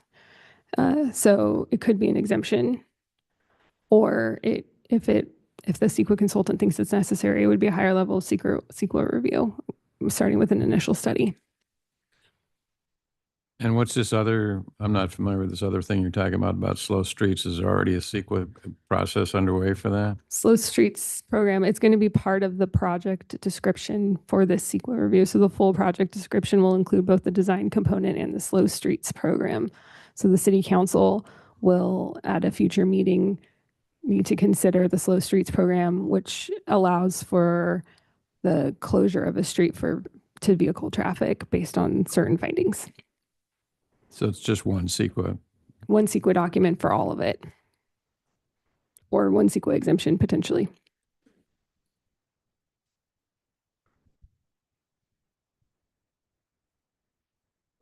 Do we have a plan of action here? We're good? Well, I think Bob was. Oh, sorry. Well, I just had one last question. Well, one comment and then last question. Hallie made comments about sustainable materials and so on. Is that incorporated into your motion? And then we didn't talk at all about the heating options. or the seasonal protection options, where does that fall? That is under the flexible category.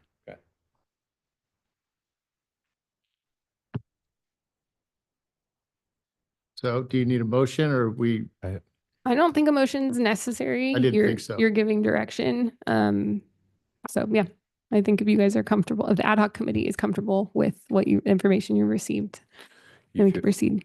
You guys feel like you have good direction? I can restate it if you'd like. Sure. Okay, so the ad hoc committee is going to meet with the SWA team in preparation for a workshop with the ad hoc committee and the planning commission, hopefully for the latter part of this month. At the same time, we'll start to notice a planning commission meeting in March at which the planning commission would have a second but more formal discussion of the project and hopefully approve design review as well as the coastal development permit and possibly CEQA. And then it comes to you next for definitely CEQA and ratification of the final design as well as the slow streets requirements, which is an ordinance. Yeah. Sound about right? That's about right. And just Okay. think all of that by April. Anybody else Great. have any We're- questions? We're very decisive when it comes to things.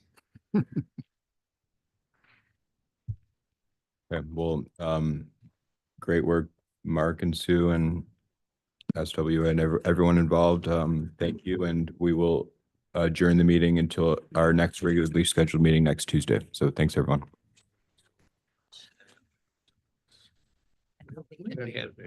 What's that?